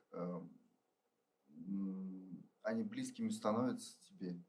И, да, включаются какие-то человеческие вещи. С другой стороны, ты как чисто профессионально думаешь, а не лишка ли это, да? 3 человека сразу в одной машине. Это очень сильно, но знаете еще, в чем сила вашего произведения? В том, что если бы этого события не случилось, оно бы не стало менее емким и трагичным, пьесой, если бы не случилось этого. Ну, лично для меня, потому что все равно все как бы жизни, они разрушенные, они такие стеклянные. Да, может хрупкие, быть, да. я имею в виду. И если бы просто сейчас для меня в читке не прозвучало это событие там по каким-то причинам. Ага. Мне кажется, это вообще вот это самое, ну, я не знаю, думал ли об этом Ильгиз или не думал, он на самом деле не конструктор, он не может вот так. Есть схематические авторы, и у Ильгиза много интуитивно рождается, как мне кажется. Но это же кайф, что это событие, которое не становится событием. Погибло 3 члена семьи, а ни хрена же не поменялось. Вот прошел год, и та же кутья... Я согласна, мне кажется, это не читка, это как будто бы заложено в пьесе. Они же даже повторяют, что там эта тема дана еще до этой смерти, что мама, как-то вот, как-то стыдно, немножко странно, отец умер, а мы живем так же. И там все время референсы. Понимаешь, там, а ты когда женился, когда мама умерла? Сколько дней? 40, наверное. Вот, а ты когда замуж? Тоже, что такого? Почему я не могу привести? Я же хочу быть как Бурган, как отец, чтобы уже посмертно его любовь завоевать. Я буду так же делать, а ничего не получается. То есть, как бы вот это, мне кажется, это очень важно, что это у вас и играет, что это не событие. На самом деле, в любой другой, по идее, У нас так получилось, что не произошло событие в читке, да, но... Мне кажется, это было заложено в пьесе тоже, да. Это же как бы в любой нормальной семье, да, погибли 3 человека, ну это там... Это событие только вот для будут люди матери. Рефлексировать. Событие для матери. И то она настолько отстранена, настолько она не в трагической рефлексии находится, а в ступоре. Она как бы, она лишена своей воли, она все на автомате делает, проводит поминки по мужу. Сейчас 40 дней пройдет, она будет поминки по дочери и своим, как это называется, дети под первым пасынками падчериц. Вот. Но это чисто на автомате, даже для нее это, по-моему, а что изменилось в ее жизни? Ну, она переехала из этого дома в свой родной дом, а что по большому счету поменялось? Она не ушла ни в монастырь там, да? Она не опустилась, не стала пить, не стала там колоться, не завела мужика. С ней ничего не произошло, на самом деле. Ничего такого серьезного не произошло, по-моему. Я не хочу давить, но для меня это так. Для меня это важно. У него какие-то внутренние события случились, мне кажется. Да, наверное, но не все равно внешние. это гиперболическая структура. Мы не видим это, мы с этим домом... Да, это Да, понятно. она ушла вот жить в свой дом, она да. ушла жить в свой дом. Но в некотором роде тот дом, в котором она жила, он перестал быть семейным домом, он распался. Да, но это уже немножко отзеркалено. А мы не знаем, каков ее дом, какой ее отчий дом, куда она вернулась. Он не вступает в диалог с домом Бургана. И поэтому, вот мне кажется, это же хорошо, что это не самое... Вот такое... Это абсолютно же, опять-таки, чеховский мотив, когда что-то, что в другой ситуации, в другой, в классической пьесе было бы поводом для изменения предлагаемых обстоятельств, которые не меняют предлагаемых обстоятельств. сотрубят, уезжают, они все равно остаются. Ничего не меняется в этих людях. Да, потому что это классическая такая психология человека, когда тебе очень хочется вырваться из плена семьи, которая действительно как бы думает за тебя. И вот, когда ты получаешь возможность действовать сам, ты вдруг понимаешь, что «а кто ты?» Да, и как действовать. Ты понимаешь, что вот это вот твои какое-то личного повествования не каждый может создать. Тут тема дома, она, конечно, я вот отстраненно немножко от текста, ну, серьезно, просто после этого произведения столько всего еще сделано, и забываются некоторые вещи. Я сейчас понимаю, что вот там у всех тема дома, да, она, как, по крайней мере, там она три раза, то есть у этой Бадр Хаят, да, у которой хочет большой дом, у которой был большой дом когда-то, пятистенок, да, то есть большой дом, она живет с этим воспоминанием, что у ее отца был большой дом, и она выросла в большом доме, потом куда-то она там, видимо, по общагам моталась, да, ну, одиноким предоставляется общежитие, да, ну, куда она ехала работать. Потом вот вернулась сюда и живет в маленьком доме, как с баню, да, и мечтает о том доме. Это жена Калимуллы, которая построила этот дом, жертвуя своим здоровьем, да, тут тоже реальный, кстати, персонаж абсолютно. Которая на результат поджигает. Все это реально, да. Реально было в жизни, да? Да, все это было. У них были вкусные яблоки. Мы, когда стадо встречали, всегда у них воровали яблоки. Она ругала нас. Вот. И основная тема дома Бургановского.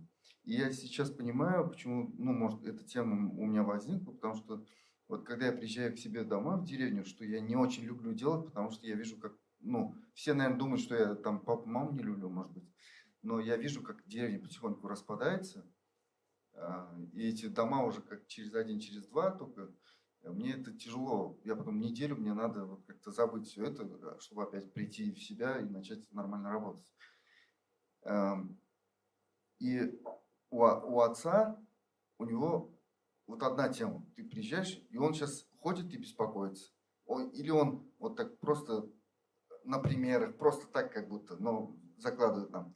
Вот там у этих умные дети там, родители умерли, дом не продали. Вот сейчас все там приезжают летом, в отпуск со всех городов приезжают, и нормально там шашлыки жарить, живут летом. Потом уезжают, дом стоит, да. Но все родственники там собираются. А потом еще, вот он так. И сейчас он переживает, что у нас у всех уже свои дома есть. Ну, он думал, что там кто-нибудь приедет, будет жить потом. Там я или брат там приедет. Он говорит, да, сюда, наверное, никто не приедет. Потом я смотрю, он баню строит. Баню строит. Фундамент одного размера, да, одной формы, побольше. А баня чуть меньше. Я говорю, папа, а что такой фундамент? Я говорю, зачем? Баня же поменьше. Он говорит, мне, говорит, хватит маленькую. Я говорю, а зачем фундамент тогда? Так вы приедете, вам побольше надо будет, вы построите на этом фундаменте побольше. То есть он уже начертил, все фундамент он большой для нас сделал, а себе там кусочек только использовал. То есть он уже об этом подумал и заложил там. Вот эта тема дома, она, наверное, в моей жизни как-то она вот так фоном существует. Так. Спасибо большое, Альгиз. Спасибо, Валерия. Спасибо за обсуждение.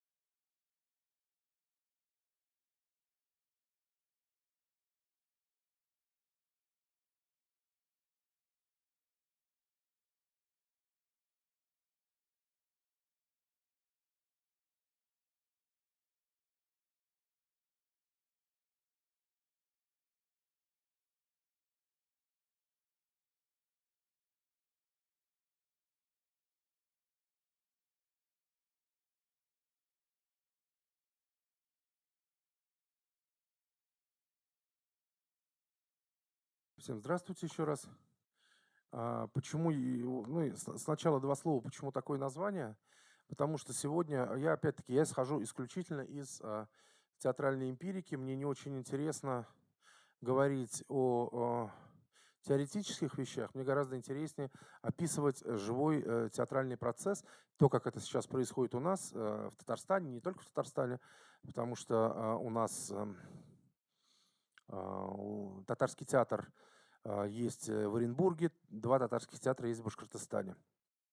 И, в общем-то, поскольку у нас очень многие сюжеты, темы, я имею в виду не сюжеты, темы пьес, а сюжеты и темы общественной жизни у нас очень сильно перекликаются в Татарстане и в Башкортостане. Абсолютно, очень схожая ситуация наблюдается в Башкортостане, но я на эту территорию не пойду. Просто, чтобы вы понимали, это процесс двух потоков национальной драматургии, он присущ обеим республикам. И что такое два потока, да? Традиционно, когда возник, например, татарский театр до революции, да, он был тесно связан с процессами обновления религии, ислама. Такое было джадидистское течение, то есть обновленный ислам, светский ислам, ислам, который спокойно сосуществует с научным мировоззрением, с какими-то, с искусством. Собственно, сам театр возникает как некая антитеза, и, что интересно, его создают люди, ученики медресе. Медресе – это такое что-то типа высшего все-таки образования мусульманского, да, и в этих ученики, бывшие из медресе, кто-то ушел, кто-то доучился, они создают, по сути, театр. Но поскольку реально тогда была достаточно маленькая, если говорить о Казани, в Казани до революции, до 17 года проживало порядка 13% только татар, с 1898 года, год последний последней переписи в Российской империи, население выросло с 13 до 18% до 17 года, да? То есть очень мало. И чтобы вы понимали, в 26 году, например, когда проводилась первая советская перепись, татарское население Казани уже приближалось к отметке 30%. Тому способствовал и страшный голод 21 года, о котором, кстати, недавно Ильгиз поставил спектакль, который сейчас номинирован на Маску. И голод, и гражданская война, и вообще все эти пертурбации, глубокая трансформация социальная, она, естественно, изменила ситуацию, картину. Но первое время, первые 10-20 лет никто не обращал внимания, переводное это произведение, не переводное. Естественно, своей национальной драматургии было крайне мало, строить на ней репертуар было невозможно. Привлекались турецкие пьесы, привлекались пьесы французские, русские водевили игрались. Такая достаточно была очень сборная солянка. Где-то к концу десятых годов начинает уже возникает уже репертуар в современном смысле, какая-то концепция репертуарная, возникают какие-то. Но, тем не менее, до конца 80-х годов, в принципе, 20 века, татарская драматургия означала что? Что это пьеса, эти пьесы, этот корпус драматургии написан на татарском языке, на татарском материале, обращен либо к современности, либо к истории.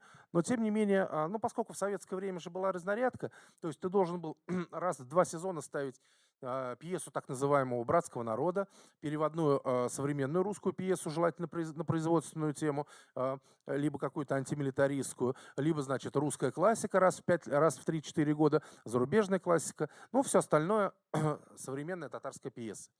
Но в конце 80-х обнаружилась такая тенденция, что она связана опять-таки с утратой части горожан родного языка. То есть утрата может быть не катастрофическая.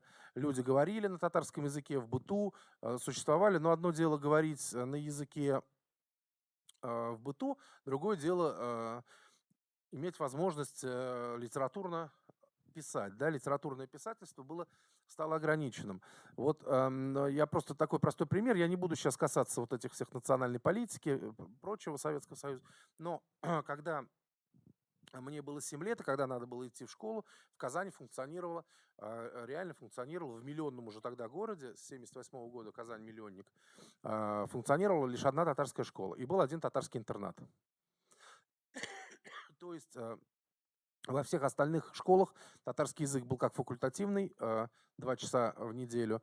Например, в школе, где я учился, там и география, и ботаника, там, или физика, они шли на татарском языке. Это, конечно, ну, немножко расширяло какие-то горизонты, но большинство людей учились все-таки в русских школах, большинство писателей. И в конце 80-х постепенно стали возникать, возник этот второй поток. Поток драматургии, которую писали татары, живущие в татарской среде, в татарском обществе, знакомые с проблемами татарского населения, ну, конкретного города, конкретного региона, но при этом они писали пьесы на русском, да. И вот не случайно даже в рамках нашей двухдневной вот этой истории, за что спасибо организаторам, да, вот национальной драматургии, здесь тоже у нас представлены с татарской стороны 2 автора. Один пишет на татарском, другой пишет на русском, Салават Юзеев. Тем не менее, поскольку Салават, например, сын известного, очень крупного татарского поэта Ильдара Юзеева, и все время жил в этой среде, разумеется, конечно, он пишет о татарах. Но постепенно меняется, ведь если мы Туфан Миннулин, упомянутый Ильгизом, действительно наш классик, его в основном, у него 2 группы лиц действуют в пьесах на современную тему. То есть у него довольно много было исторических произведений, о них не будем, но все остальные действия, которые происходят в так называемые наши дни, это либо жители деревни, либо переселенцы из деревни в первом поколении.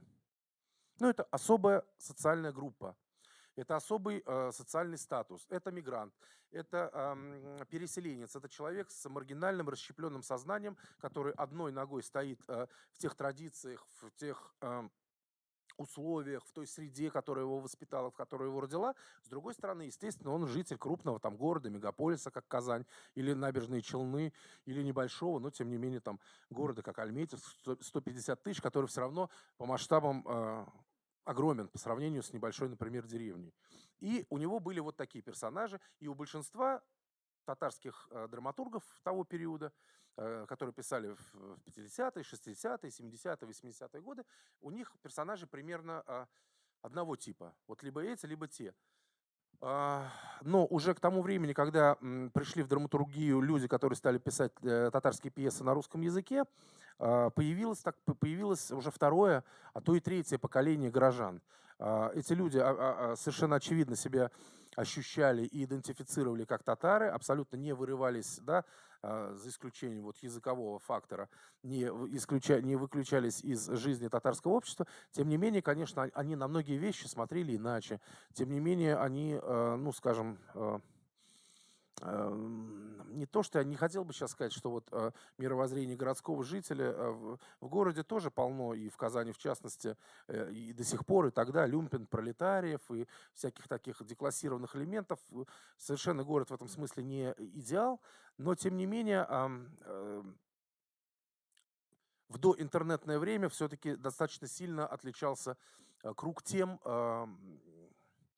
авторов, скажем так, деревенского формата и первого постдеревенского, и авторов, которые писали на другие темы. Как ни странно, ну вот в этом ряду, хотя одним из первых хотелось бы назвать Мансура Гилязова, кроме упомянутого Салавата. Одна из первых его пьес, вообще его первый драматургический опыт, он был такой, ну, современная комедия сатирическая.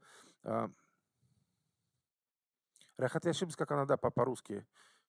Не, она там крысиный яд, что ли, называлась, или крысиная отрава. Ну, я не знаю, почему такое. Ну, то есть я знаю, почему там сюжет. Вот. У него такая, но она не произвела, это был вообще не резонансный спектакль, он его поставил такой немножко режиссер диссидентского плана, ну, то есть не очень признаваемый тогда главным режиссером Дамир Серазиев. И, в общем, пьеса достаточно быстро сошла со сцены.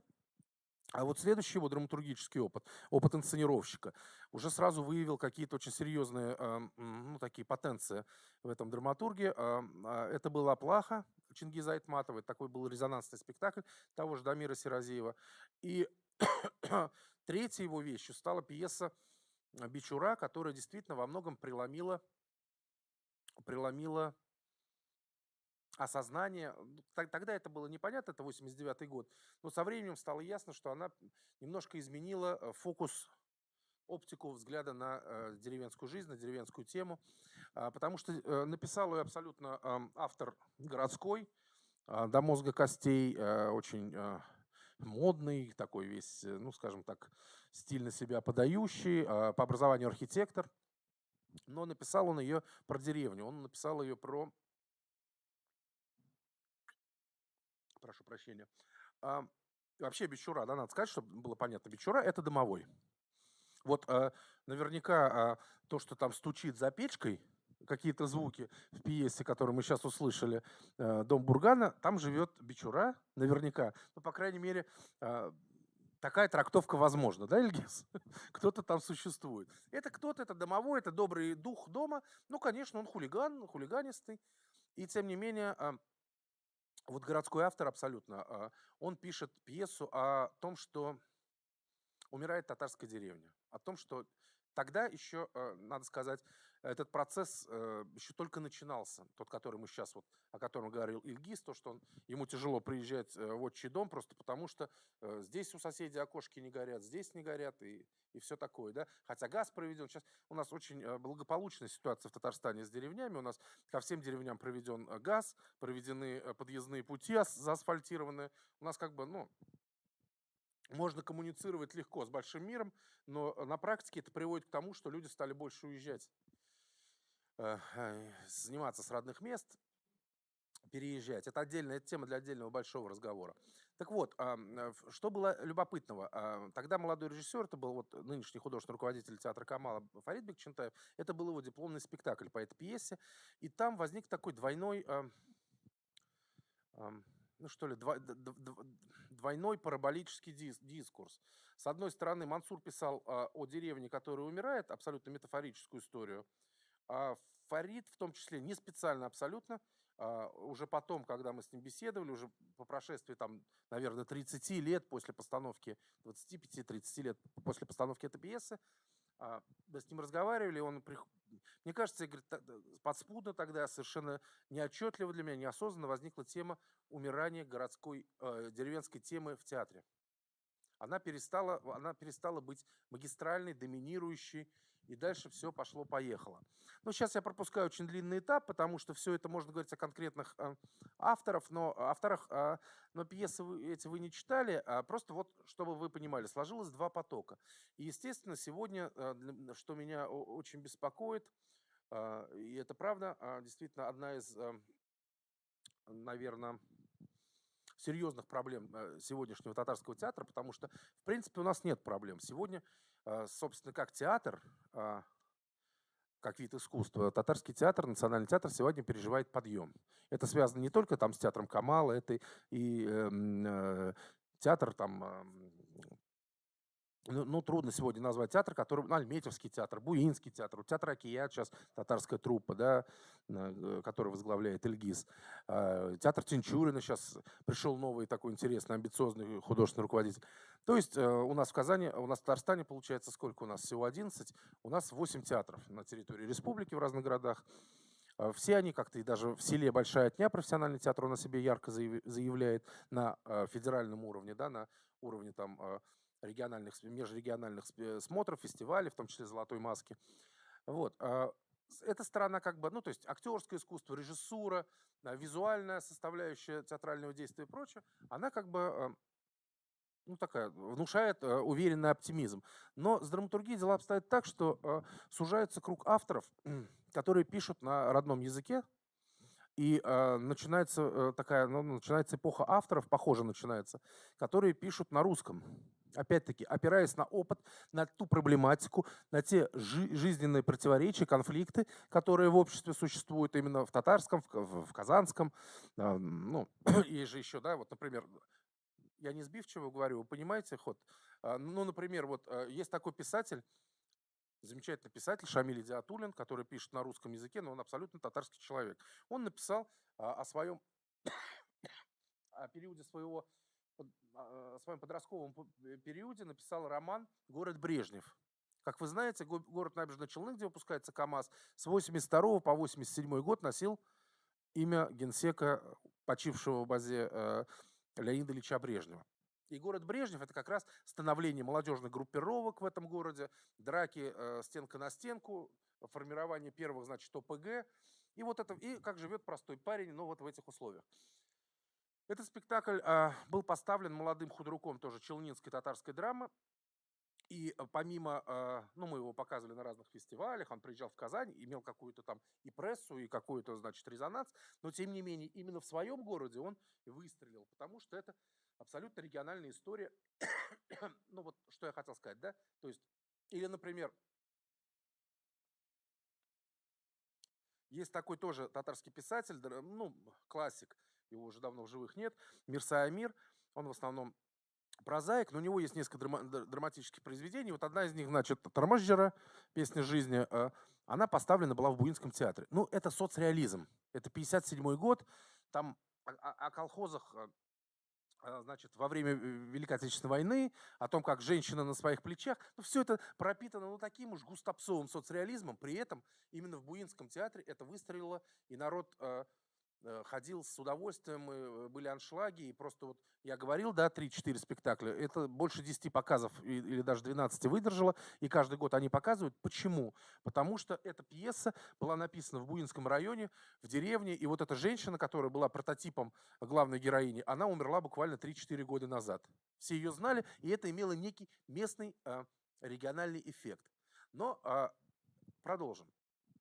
И вот сегодня, то есть вот у нас есть Союз писателей Татарстана, он такой достаточно активный, он очень гордится тем, что он ну, такой независимый, он не входит в Союз писателей России, ни в какие-то другие. Вот он живет своей жизнью, и они говорят все время, у нас больше 30 профессиональных драматургов. Эти драматурги в основном все, за исключением Мансура и Салавата, они пишут на татарском языке. Но их никто практически не ставит. И почему не ставят? Потому что они на своем тематическом уровне, на круге тех проблем, которые они поднимают, они остались где-то в 70-х, 80-х годах, и современному театру они не нужны. Они, конечно, с такой ситуацией мириться не хотят, всячески говорят, что это театр плохой, и это все кризис, но на самом деле театры охотнее обращаются к текстам сегодня, написанным либо на плохом татарском, на достаточно плохом татарском, не очень литературном, то есть на языке, который приходится в процессе постановки. Ну вот у нас, ну в каждом театре, наверное, есть такие актеры, вот у нас есть несколько актеров, один недавно, к сожалению, ушел из жизни. Люди, которые блестяще знают язык, литературный именно, они корректируют в процессе постановки, они корректируют произведения этих молодых, в основном, авторов, которые пытаются писать на родном языке, но это уже, конечно, язык городских татар. То есть вот, ну, тот язык, на котором мы говорим, я говорю, например, это язык, конечно, даже в самом идеальном изводе это язык литературный, это язык книг, это не язык живой татарской жизни, да, которая сегодня, ну, осуществима. Ну, то же самое вот кивает Муниркунов, абсолютно та же ситуация в Башкортостане. Да, и что с этим делать? Надо ли с этим бороться? И как с этим жить? Ну, конечно, не очень, слава богу, вот тот подъем, который переживает сегодня многонациональный театр России, он не только с татарским театром связан, это и башкирский театр, это и бурятский, это, безусловно, якутский театр, это какие-то отдельные очаги интересных постановок в Туве, в Хакасии, в Алтае, ну, в республике Горный Алтай. И люди театра, они, как правило, не задают такой вопрос. Но обыватели задают, а что бы вам не играть, в принципе, на русском? И, конечно же, для нас это очень болезненная тема, потому что, ну, вот в Казани ни один театр пока не играет спектакли на русском языке, но на периферии республиканской, в Альметьевске, в Челнах, в Мензелинске, кроме Собов, пожалуй, и в Буинске, кстати, тоже, том же, уже появляются постановки на русском языке, и они, как правило, для детей и подростков. Ну, я еще раз объясню, сегодня ситуация с изучением татарского языка может быть даже хуже, чем в советское время, ну, любого национального языка, потому что В 2017 году Путин в Йошкар-Оле значит, на выездном совещании Министерства там, регионального и по национальным вопросам, он сказал, что ну, вот не надо навязывать русским, живущим в той или иной республике, изучение языка, вот давайте так, добровольно каждый будет выбирать, при этом ЕГЭ, все ЕГЭ, но они на русском языке. И то есть, если, например, человек хочет быть учителем татарского языка, поступает в татарский педуниверситет или педучилище, и, в принципе, ему нужно хорошо знать татарский язык, но для того, чтобы он туда поступил, ему нужно сдать ЕГЭ на русском. Для человека из глубинки сельской, например, это вообще как бы задача, ну, такая очень сложная, потому что, ну, собственно, зачем, да? И любая гуманитарная сфера, она касается того же. И вот мы набираем там курсы постоянно, вот Ильгиз Газинурович, и мы там с Фаридом Равкатовичем, и с каждым годом, ну, с каждым новым курсом мы понимаем, причем мы ездим, понятно, что в Казани, в Челнах уже как бы ну, как бы, если кто-то и есть, то это сын или дочь каких-нибудь артистов театра или деятелей культуры, вот таких прямо, ну, такое уже потомственная, скажем так, интеллигенция. У простых людей как бы уже нет таких детей, которые бы, ну, практически нет. Или они не хотят идти в театр. Но мы ездим по селам, по небольшим городам. Так абсолютно ситуация вымывания языка. Все хуже и хуже говорят. А самое главное, все уходят диалектные формы, уходит вот эта красота наречий, говоров и прочего, да, в которой тоже есть определенная прелесть. Как с этим быть? Да, с этим непонятно, как с этим быть, потому что действительно, если задумываться о будущем, я не очень понимаю, к чему это может привести. Потому что, конечно, мы не хотим, мы всячески, потому что, ну, например, татары, башкиры, например, это такие два народа, ну и чуваши в том числе, ну я сейчас просто про тюркскую группу говорю, есть финно-угры, да, мы достаточно европеизированы и включены в общероссийские процессы культурные. То есть если убрать у наших театров язык, не очень понятно, что останется. И вообще как бы язык это очень важный код и очень важный, ну, например, вот, да, мне все больше, почему вот там круглый стол, на который, я надеюсь, хоть кто-то останется, и который я тоже взял на себя смелость, ответственность промодерировать, он будет говорить, я буду там говорить о каких-то структурах, но сейчас вот вскользь скажу. Для меня, например, в последние годы, там уже давно, очень важно не то, о чем пьеса, не ее тематически, даже не те глубинные смыслы, вот как оказалось, да, то есть мы сами не знали, например, что там это может быть и про СССР, это может быть про любую там Ярославскую область и так далее. То, что вот, например, даже несмотря на то, что это актуальная тема, интересный сюжет, занимательный, тем не менее, мне важно еще то, как звучит пьеса сама по себе, ее фонетические возможности, ритмические возможности, рифмы, которые возникают, да, референсы тематические и языковые, даже в меньшей степени тематические, в большей степени языковые, да, потому что, например, если говорить о драматургии западноевропейской, да, ну, у нас, скажем, у нас, говорю, да, в России, если говорить русскоязычную, русскоязычную, как сказать, ну, если говорить об авторах, которые пишут на русском языке, у нас таких нет, но вот есть в Беларуси, например, Пришко, да, Павел, вот он занимается тем, он меняет структуру языка современной драматургии, современной пьесы, да, и, ну, или в меньшей степени, но тоже это присуще там Ивану Вырыпаеву, который тоже сегодня живет не в России, в Польше. Но есть еще пара-тройка таких авторов, которые пытаются, но в основном, как бы, русская драматургия всегда это была драматургия большой там социальной темы, сюжет превалировал над, собственно, текстом. Поэтому так тяжело приживался и приживается у нас драматургия театра абсурда, да. Почему, например, совершенно практически неизвестно у нас такие авторы, как Йон Фос, Кальтес, да, Лагарс. Ну, они есть, да, ну, где-то там. Ну, поставил Олег Рыбкин в Красноярске на малой сцене «Мы герои Лагарса». Ну, спектакль получил золотую маску, предположим. Но в самом Красноярске там как бы, хотя Красноярск один из самых театральных городов в России, ну, как бы, вот, это спектакль самого умеренного спроса, несмотря на то, что Красноярская пушка, да, театр имени Пушкина академический, это очень раскрученный в городе и популярный у зрителя театр. То есть это драматургия, которая иногда бессюжетная, где ее или сюжет нелинеен, или где, значит, текст сам, ну вот, да, понимаете, да, о чем я говорю, например, бессмысленно искать темы в творчестве Велимира Хлебникова. Это чистый звук, да, поэзия звука.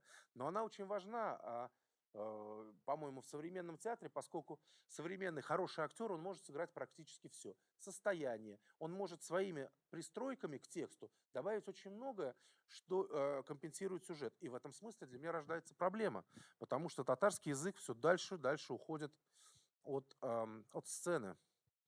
Вот есть сейчас какие-то, вот я назвал там чистые формы, ну, допустим, если говорить о чистых формах, вот это Ильгиз, последний человек, который на таком нормальном татарском языке пишет пьесы.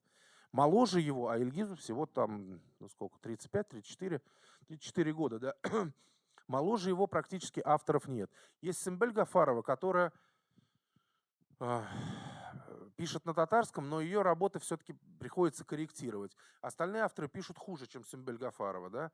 И те, кто пишет на татарском, спасибо им, но это тупик, нет развития, потому что мы понимаем, что вот просто так, даже если автор будет отдельно работать над собой, он эту технику не разовьет. Он все равно живет извне по отношению, смотрит извне и живет вне живого бурления татарского языка. Более того, очень интересный случай, и мне кажется, что очень жаль, что наш театр и вообще театр татарский тогда прошел мимо этой пьесы. Для меня был очень важным текстом, но, может быть, даже он просто как текст сыграл какую-то резонансную роль. Лет, наверное, уже 12 назад такие две наши казанские авторки, Йылдыз Миннуллина, одна из лучших, наверное, татарских поэтов сегодня, поэток, и Симбель Гафарова написали пьесу «Похождение железной проволоки». Ну, если вкратце брать сюжет, там на одну конкретно взятую деревню обрушиваются всякие несчастья, ну, мелкие, там, не вселенские трагедии, не мор, не язва, но какие-то там, у кого-то дом там рухнул, у кого-то еще что-то, корова заболела. И они решают это от того, что у нас как бы нет мечети, давайте построим мечеть. А они как-то привыкли жить, ну, религиозные люди ходят в соседнюю деревню. Нет, каждая деревня должна иметь мечеть. Ну, говорит, ее же просто так не построишь, нужно найти место. А вот нужно ходить с проволочкой, и там, где проволочки пересекутся, ну, в общем, находят это место у человека, в огороде человека, да, которого все считают не от мира сего, грешником и прочим. Ну, такой очень мутный персонаж для всей деревни, потому что он где-то там служил в горячей точке, вернулся не вполне в психическом здравии, и находит у него на участке. Типа, мечеть надо строить здесь, он как бы сам не против, но вот начинается. И, ну, тема простая, как бы не стоит село без праведника, да, такая гиперболическая, то есть самый, да, как очень простая история Ладо, где тоже, да, где пьяница-алкаш оказывается ангелом-хранителем всех, просто потому что как бы душа его вот прекрасна, а все остальные так себе люди. Тема простая. Если брать сюжет, он в какой-то степени вторичен, но фактура материала, она, конечно, безусловно, очень оригинальна, но главное достоинство и интерес, который вызывает этот текст, это язык, на котором он написан. Вот именно так говорят в современной татарской деревне. Например, в татарской деревне вот есть, ну, вот слово «зато», да, «зато». Литературно, вот я, например, скажу, а ну, парава, «зато», да. В татарской деревне так никто не говорить не будет, сразу скажут «зато». И есть масса, то есть берется какая-то русская фраза, еще какая-то. Там начать с того, что у всех, все персонажи, это тоже примета, я думаю, не только татарской деревни, но в татарской деревне это поголовно. Каждая семья, каждый род и каждый конкретный человек, ну, большинство, имеет какие-то прозвища. И там, например, главного героя, мальчика, зовут Гарри Поттер. Почему? Потому что он в очках. Просто потому что он в очках, да? И он настолько, поскольку его чуть ли не с детства зовут Гарри Поттер, он стал фанатом этой книги. Ну, он уже немножко у него бзик, и ему иногда действительно кажется, что он Гарри Поттер. Еще кого-то там, кто-то Хасинта, еще там со времен каких-то испанских этих, испаноязычных сериалов. Кто-то еще. То есть, и там язык такой смешанный, русско-татарский, упрощенный, с использованием каких-то диалектных форм и прочее, потому, ну, эти две девушки, они как бы филологи по образованию, языком владеют хорошо, но особенно Йылдыз. И, но тогда это прошло мимо, потому что как играть? У нас был скандал, у нас был спектакль, в 2003 году он был поставлен, «Немая кукушка», о том, как на финской войне, да, встретились два татарина. Но немногие знают, что одна из самых больших и сплоченных диаспор татарских за рубежом, это Финляндия.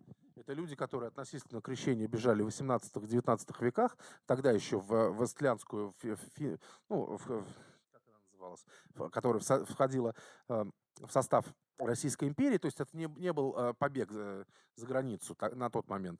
Просто туда переселили, там были послабления по отношению к иноверцам, ну, в том числе к финнам, которые лютеране, как известно, и их православная церковь не очень давила.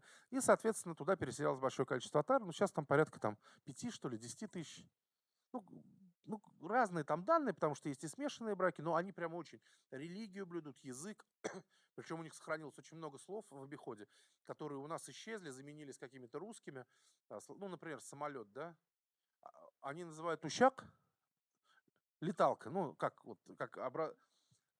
собственно, самолет, как самолет на русском, да, ущак, да? А мы называем самолет, потому что, ну, мы как бы самолет, все говорят самолет. Или там космос они там называют галями, у нас мы космос, да? Ну, у нас многие там какие-то исконно татарские слова или усвоенные из арабского или персидского языка у нас в советское время заменили русский, а у них осталось так, как есть. Так вот, поскольку они очень патриоты Финляндии, эти татары, они очень активно, у меня есть книжка прямо на финском языке, ну, практически все мужчины, на тот момент жившие татары Финляндии, ну, в таком нормальном возрасте, не старики, уж не дети, призывного возраста, они все принимали участие в зимней кампании, как они называют. Вот сюжет простой. Там татары встречаются, татарин с советской стороны встречается с татарином с финской стороны, немая кукушка, не случайно кукушка, да, снайпер. Он должен его застрелить, финский солдат, но вдруг он слышит татарскую песню.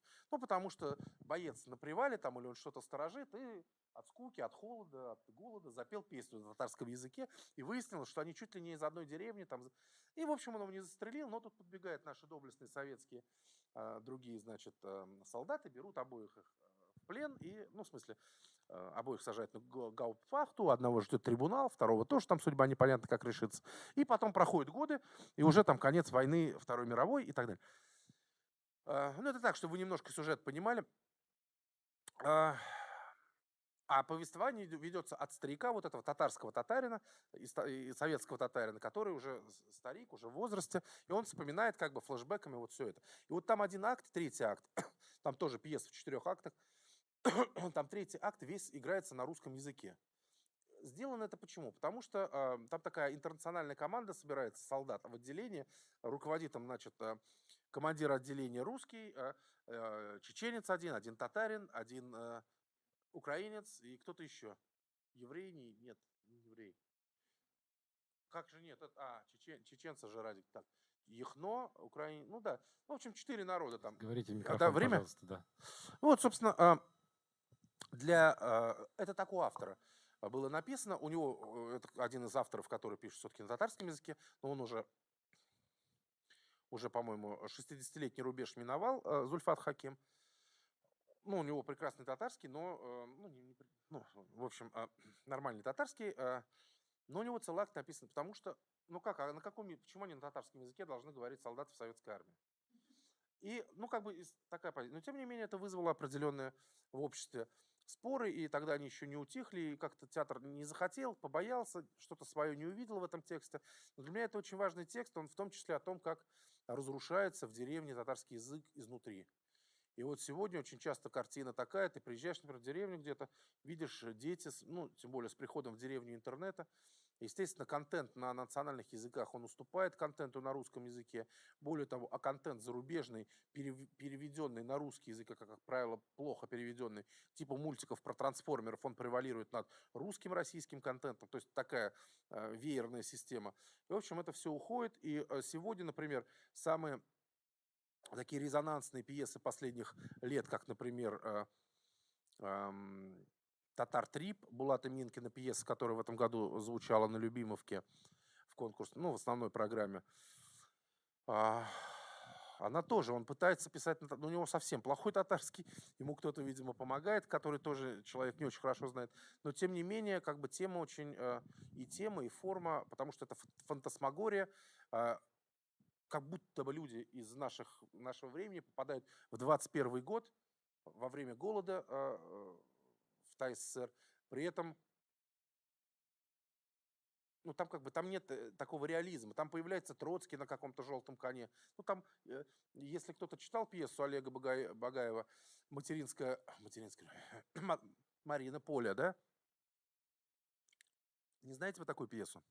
Ну, там как, там 3 бабушки остались в деревне, живут 3 бабушки, а одной приснился сон, что все их мужья с фронта, ну, все погибшие на войне мужья, они как бы едут, они на самом деле не умерли, они вот сейчас возвращаются. Ну, понятно, что предлагаемые обстоятельства фантастические, и они там пока идут через лес, через поле, они там встречают Сталина, Гитлера, еще кого-то там, Кутузова. Ну, в общем, такая достаточно фантасмагорическая структура. Это действительно серьезная пьеса, потому что за ее вот этой фантасмагорией, за ее гротеском кроются очень серьезные такие вопросы о праве нации на самоопределение, о том пути, который... Потому что, ну, не секрет, что национальные окраины многие и национальные республики, они были в целом за революцию, потому что было неравноправие до революции в Российской империи. Инородцы, иноверцы, конечно, были людьми второго сорта, и поэтому большинство интеллигенции, национальных деятелей, каких-то активных национальных культур, они достаточно восторженно приняли революцию, что, например, у нас, что у башкир, что у чувашей, что у марийцев, потому что это давало право на, ну, на какое-то там, на повышение, собственно, на повышение статуса народа.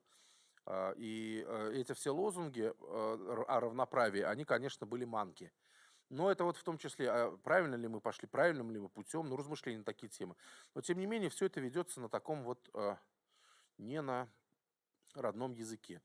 И для меня вопрос, я не знаю на него ответа. Насколько эти авторы, ну, хорошо, пока еще есть люди, которые могут хорошо переводить на родной язык пьесы этих авторов, тексты этих авторов, которые пишут на русском или на плохом татарском литературном.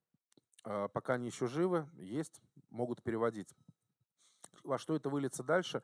Уже сейчас авторами, которые пишут на русском языке, активно начинают интересоваться театры российские, русские.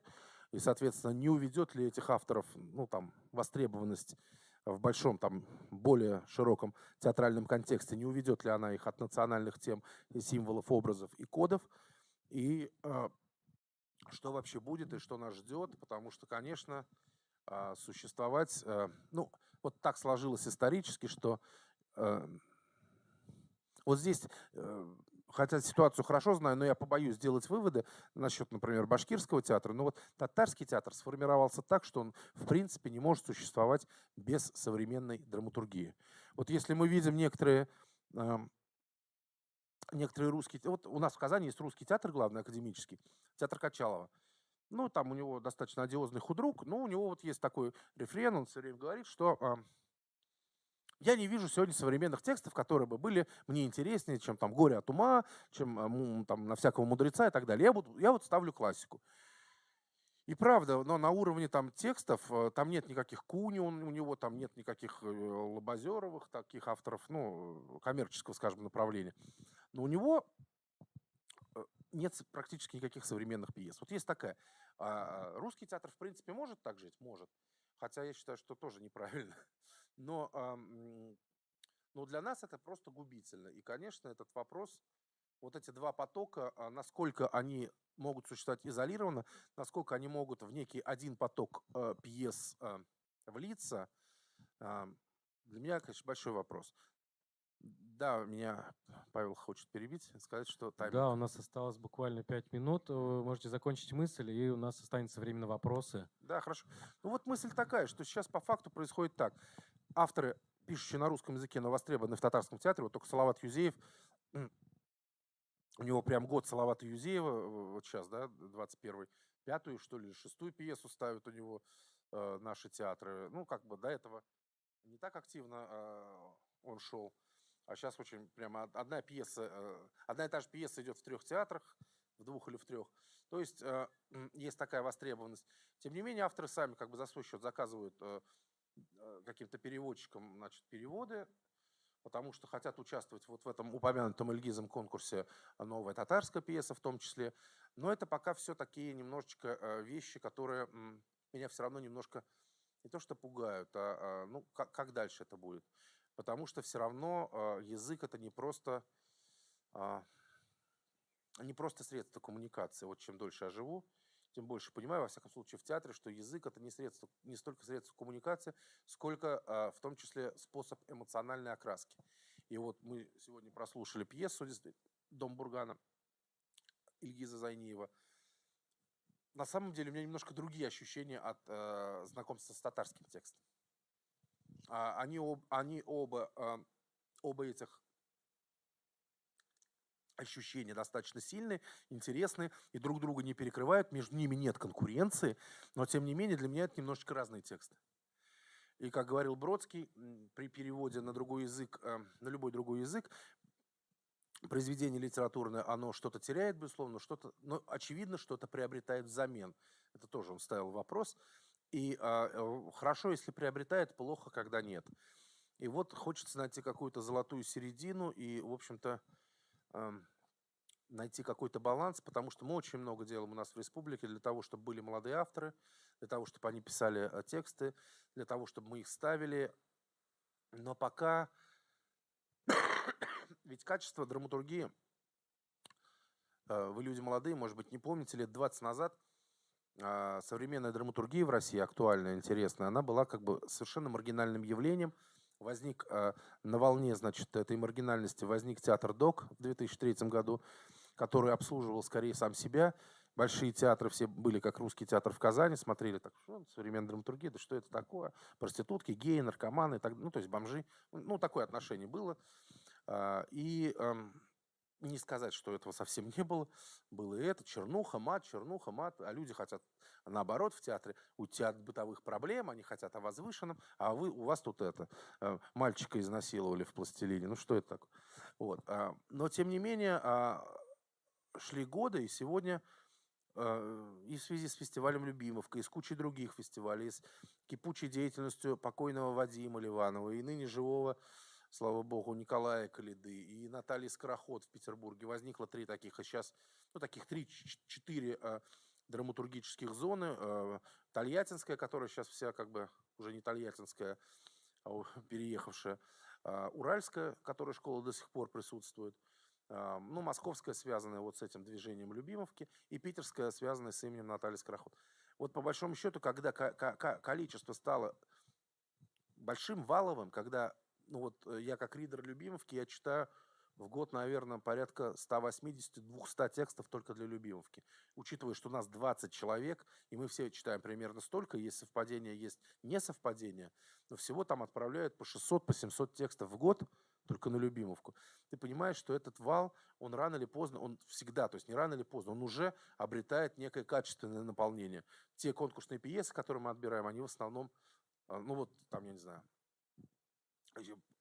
пошедшие пожаром по стране так называемые пьесы Дмитрия Данилова там, или Андрея Иванова с училища, или там ряд других, ну там менее, может быть, ряд пьес Ярославы Пульнович, там и других авторов, и вот Полины Бородиной, которая была с нами, они вот просто проходили на моих глазах через сито вот этого конкурса, и мы все отбирали, и, в общем-то, все эти драматурги, все эти пьесы обрели жизнь. Вот такого количества лома, вала пьес в татарской драматургии пока просто недостаточно для того, чтобы возник какой-то качественный рывок. И отдельные имена, как выясняется, они дают временную передышку, но всерьез драматургию и театр двигает вот этот вал. Вот вала сегодня нет, и, конечно, это печально. Но посмотрим, поживем, увидим. В целом хочется смотреть в будущее с оптимизмом. Спасибо. Если есть вопросы, готов ответить. Да, спасибо, Нияз. Есть ли у нас в зале вопросы? Кто-то что-то хочет спросить? Да, конечно. Спасибо большое за лекцию, очень интересно. Я разделяю ваши горестные мысли и размышления. Хотел задать вопрос такой вам, как человеку опытному и начитанному. Скажите, пожалуйста, вопрос, который, скажем так, мучает меня, моих студентов.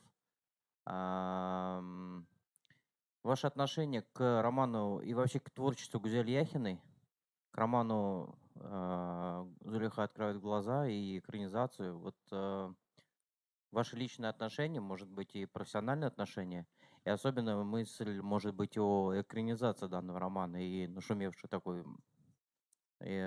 эмоции и реакции на него. Спасибо. Спасибо. Ну, мое отношение к роману, ну, конечно, как сказать, в татарском обществе, в обществе профессиональных татарских литераторов, в основном, конечно, он вызвал очень такое неприятие.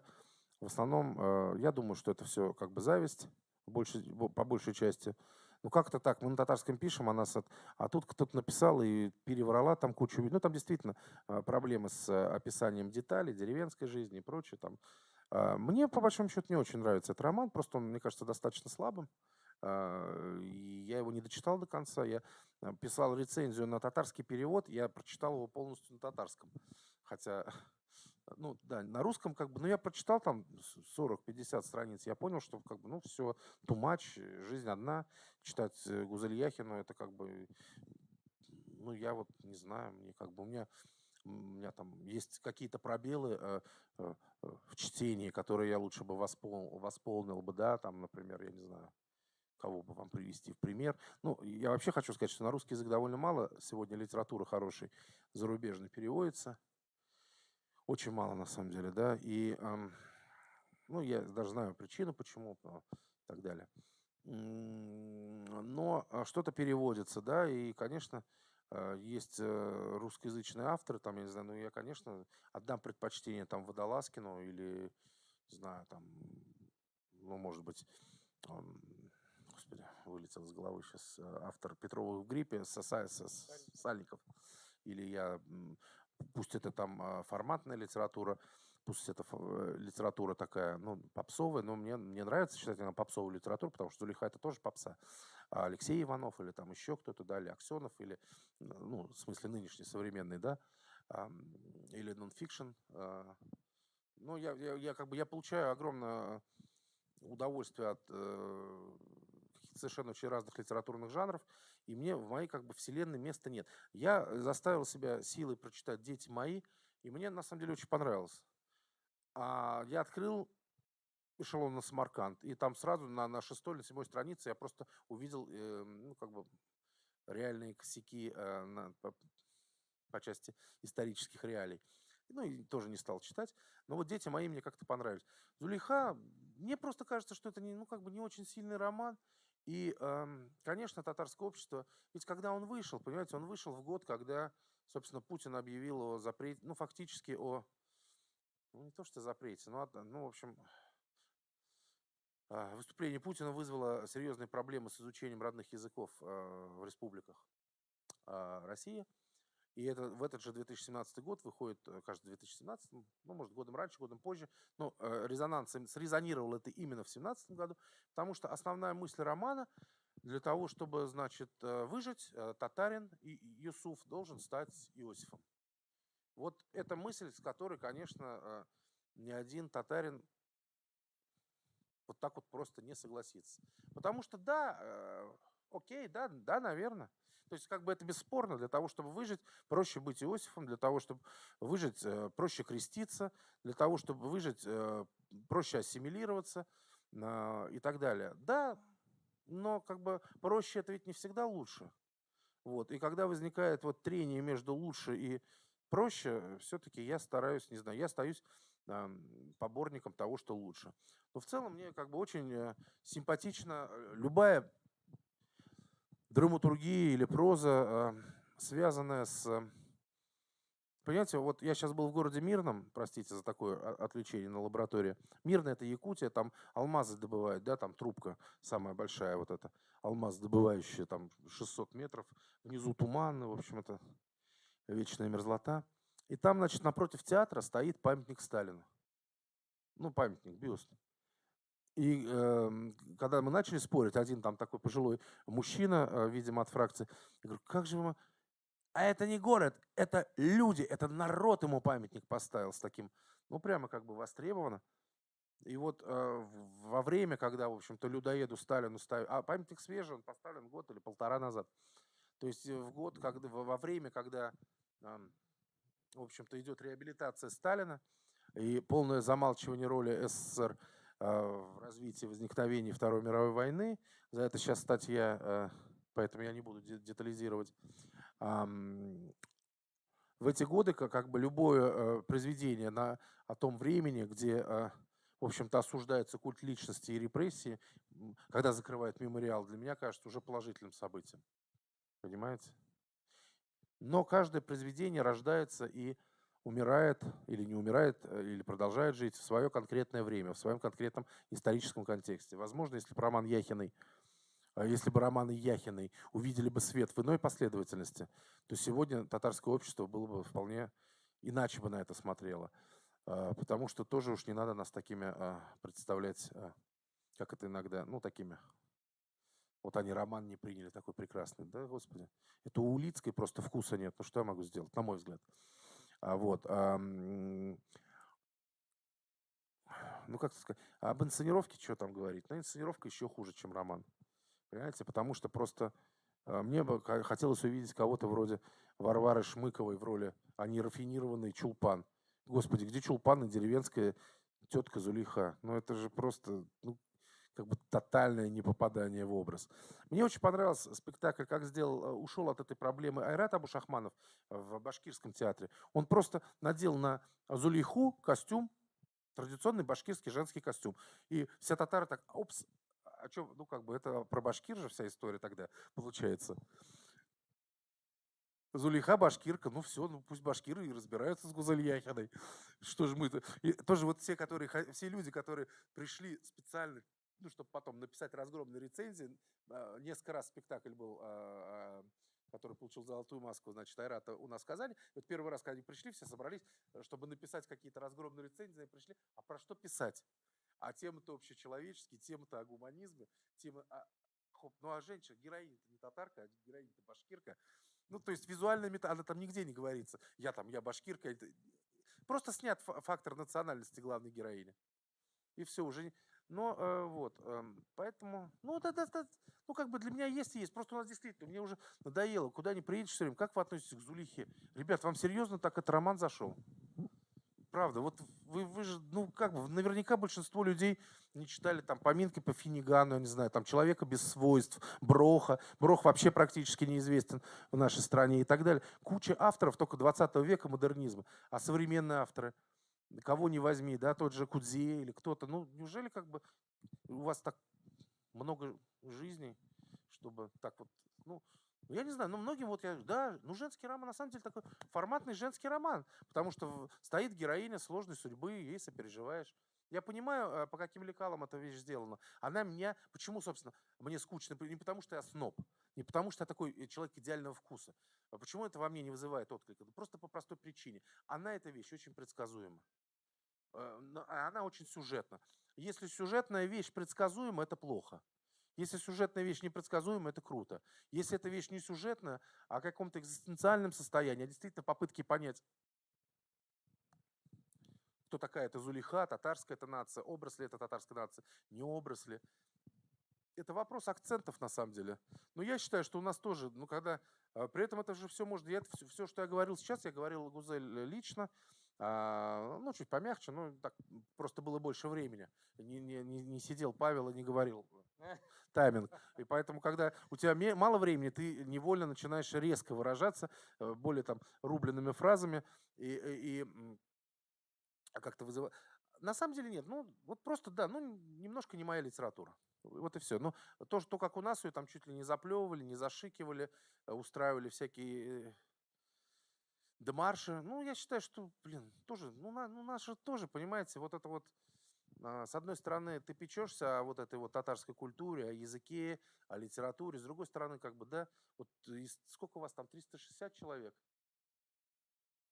Ну, да, 340 или 360 членов Союза писателей Республики Татарстан. Из них 300 завтра можно поселить на какой-нибудь обитаемый или необитаемый остров, и вообще татарская литература даже не заметит их отсутствия. Но эти люди, часть этих людей очень активна, а человек, который как бы востребован, которого люди читают, или если это драматург, его ставят, или там, например, как Йылдыз выступает, например, своими стихами, у него же еще уникально, или там Ракаиль Зайдулла у нас есть, там великий поэт, по-моему, или там Рузяль Мухаммедшин, молодой поэт, они когда просто сами их выступления, такие перформансы. И это круто, они востребованы, они актуальны у молодежи. Это я сейчас таких самых... У нас достаточно сильная поэзия сегодня, может быть, даже в каком-то смысле, как человек двуязычный, я все-таки думаю, что даже в каком-то смысле она в каких-то смыслах опережает сегодняшнюю русскую поэзию. Вот, на русском языке. Ну, они живут, и как бы они не парятся, их вообще не парит существование Гузель Яхиной. То есть кому-то нравится, кому-то нет, да, но для них это не фактор конкуренции, не фактор какого-то национального уязвленного самолюбия. Когда человеку заняться нечем, вот у него начинает эго копошиться, самолюбие национальное, он там за нацию вообще начинает.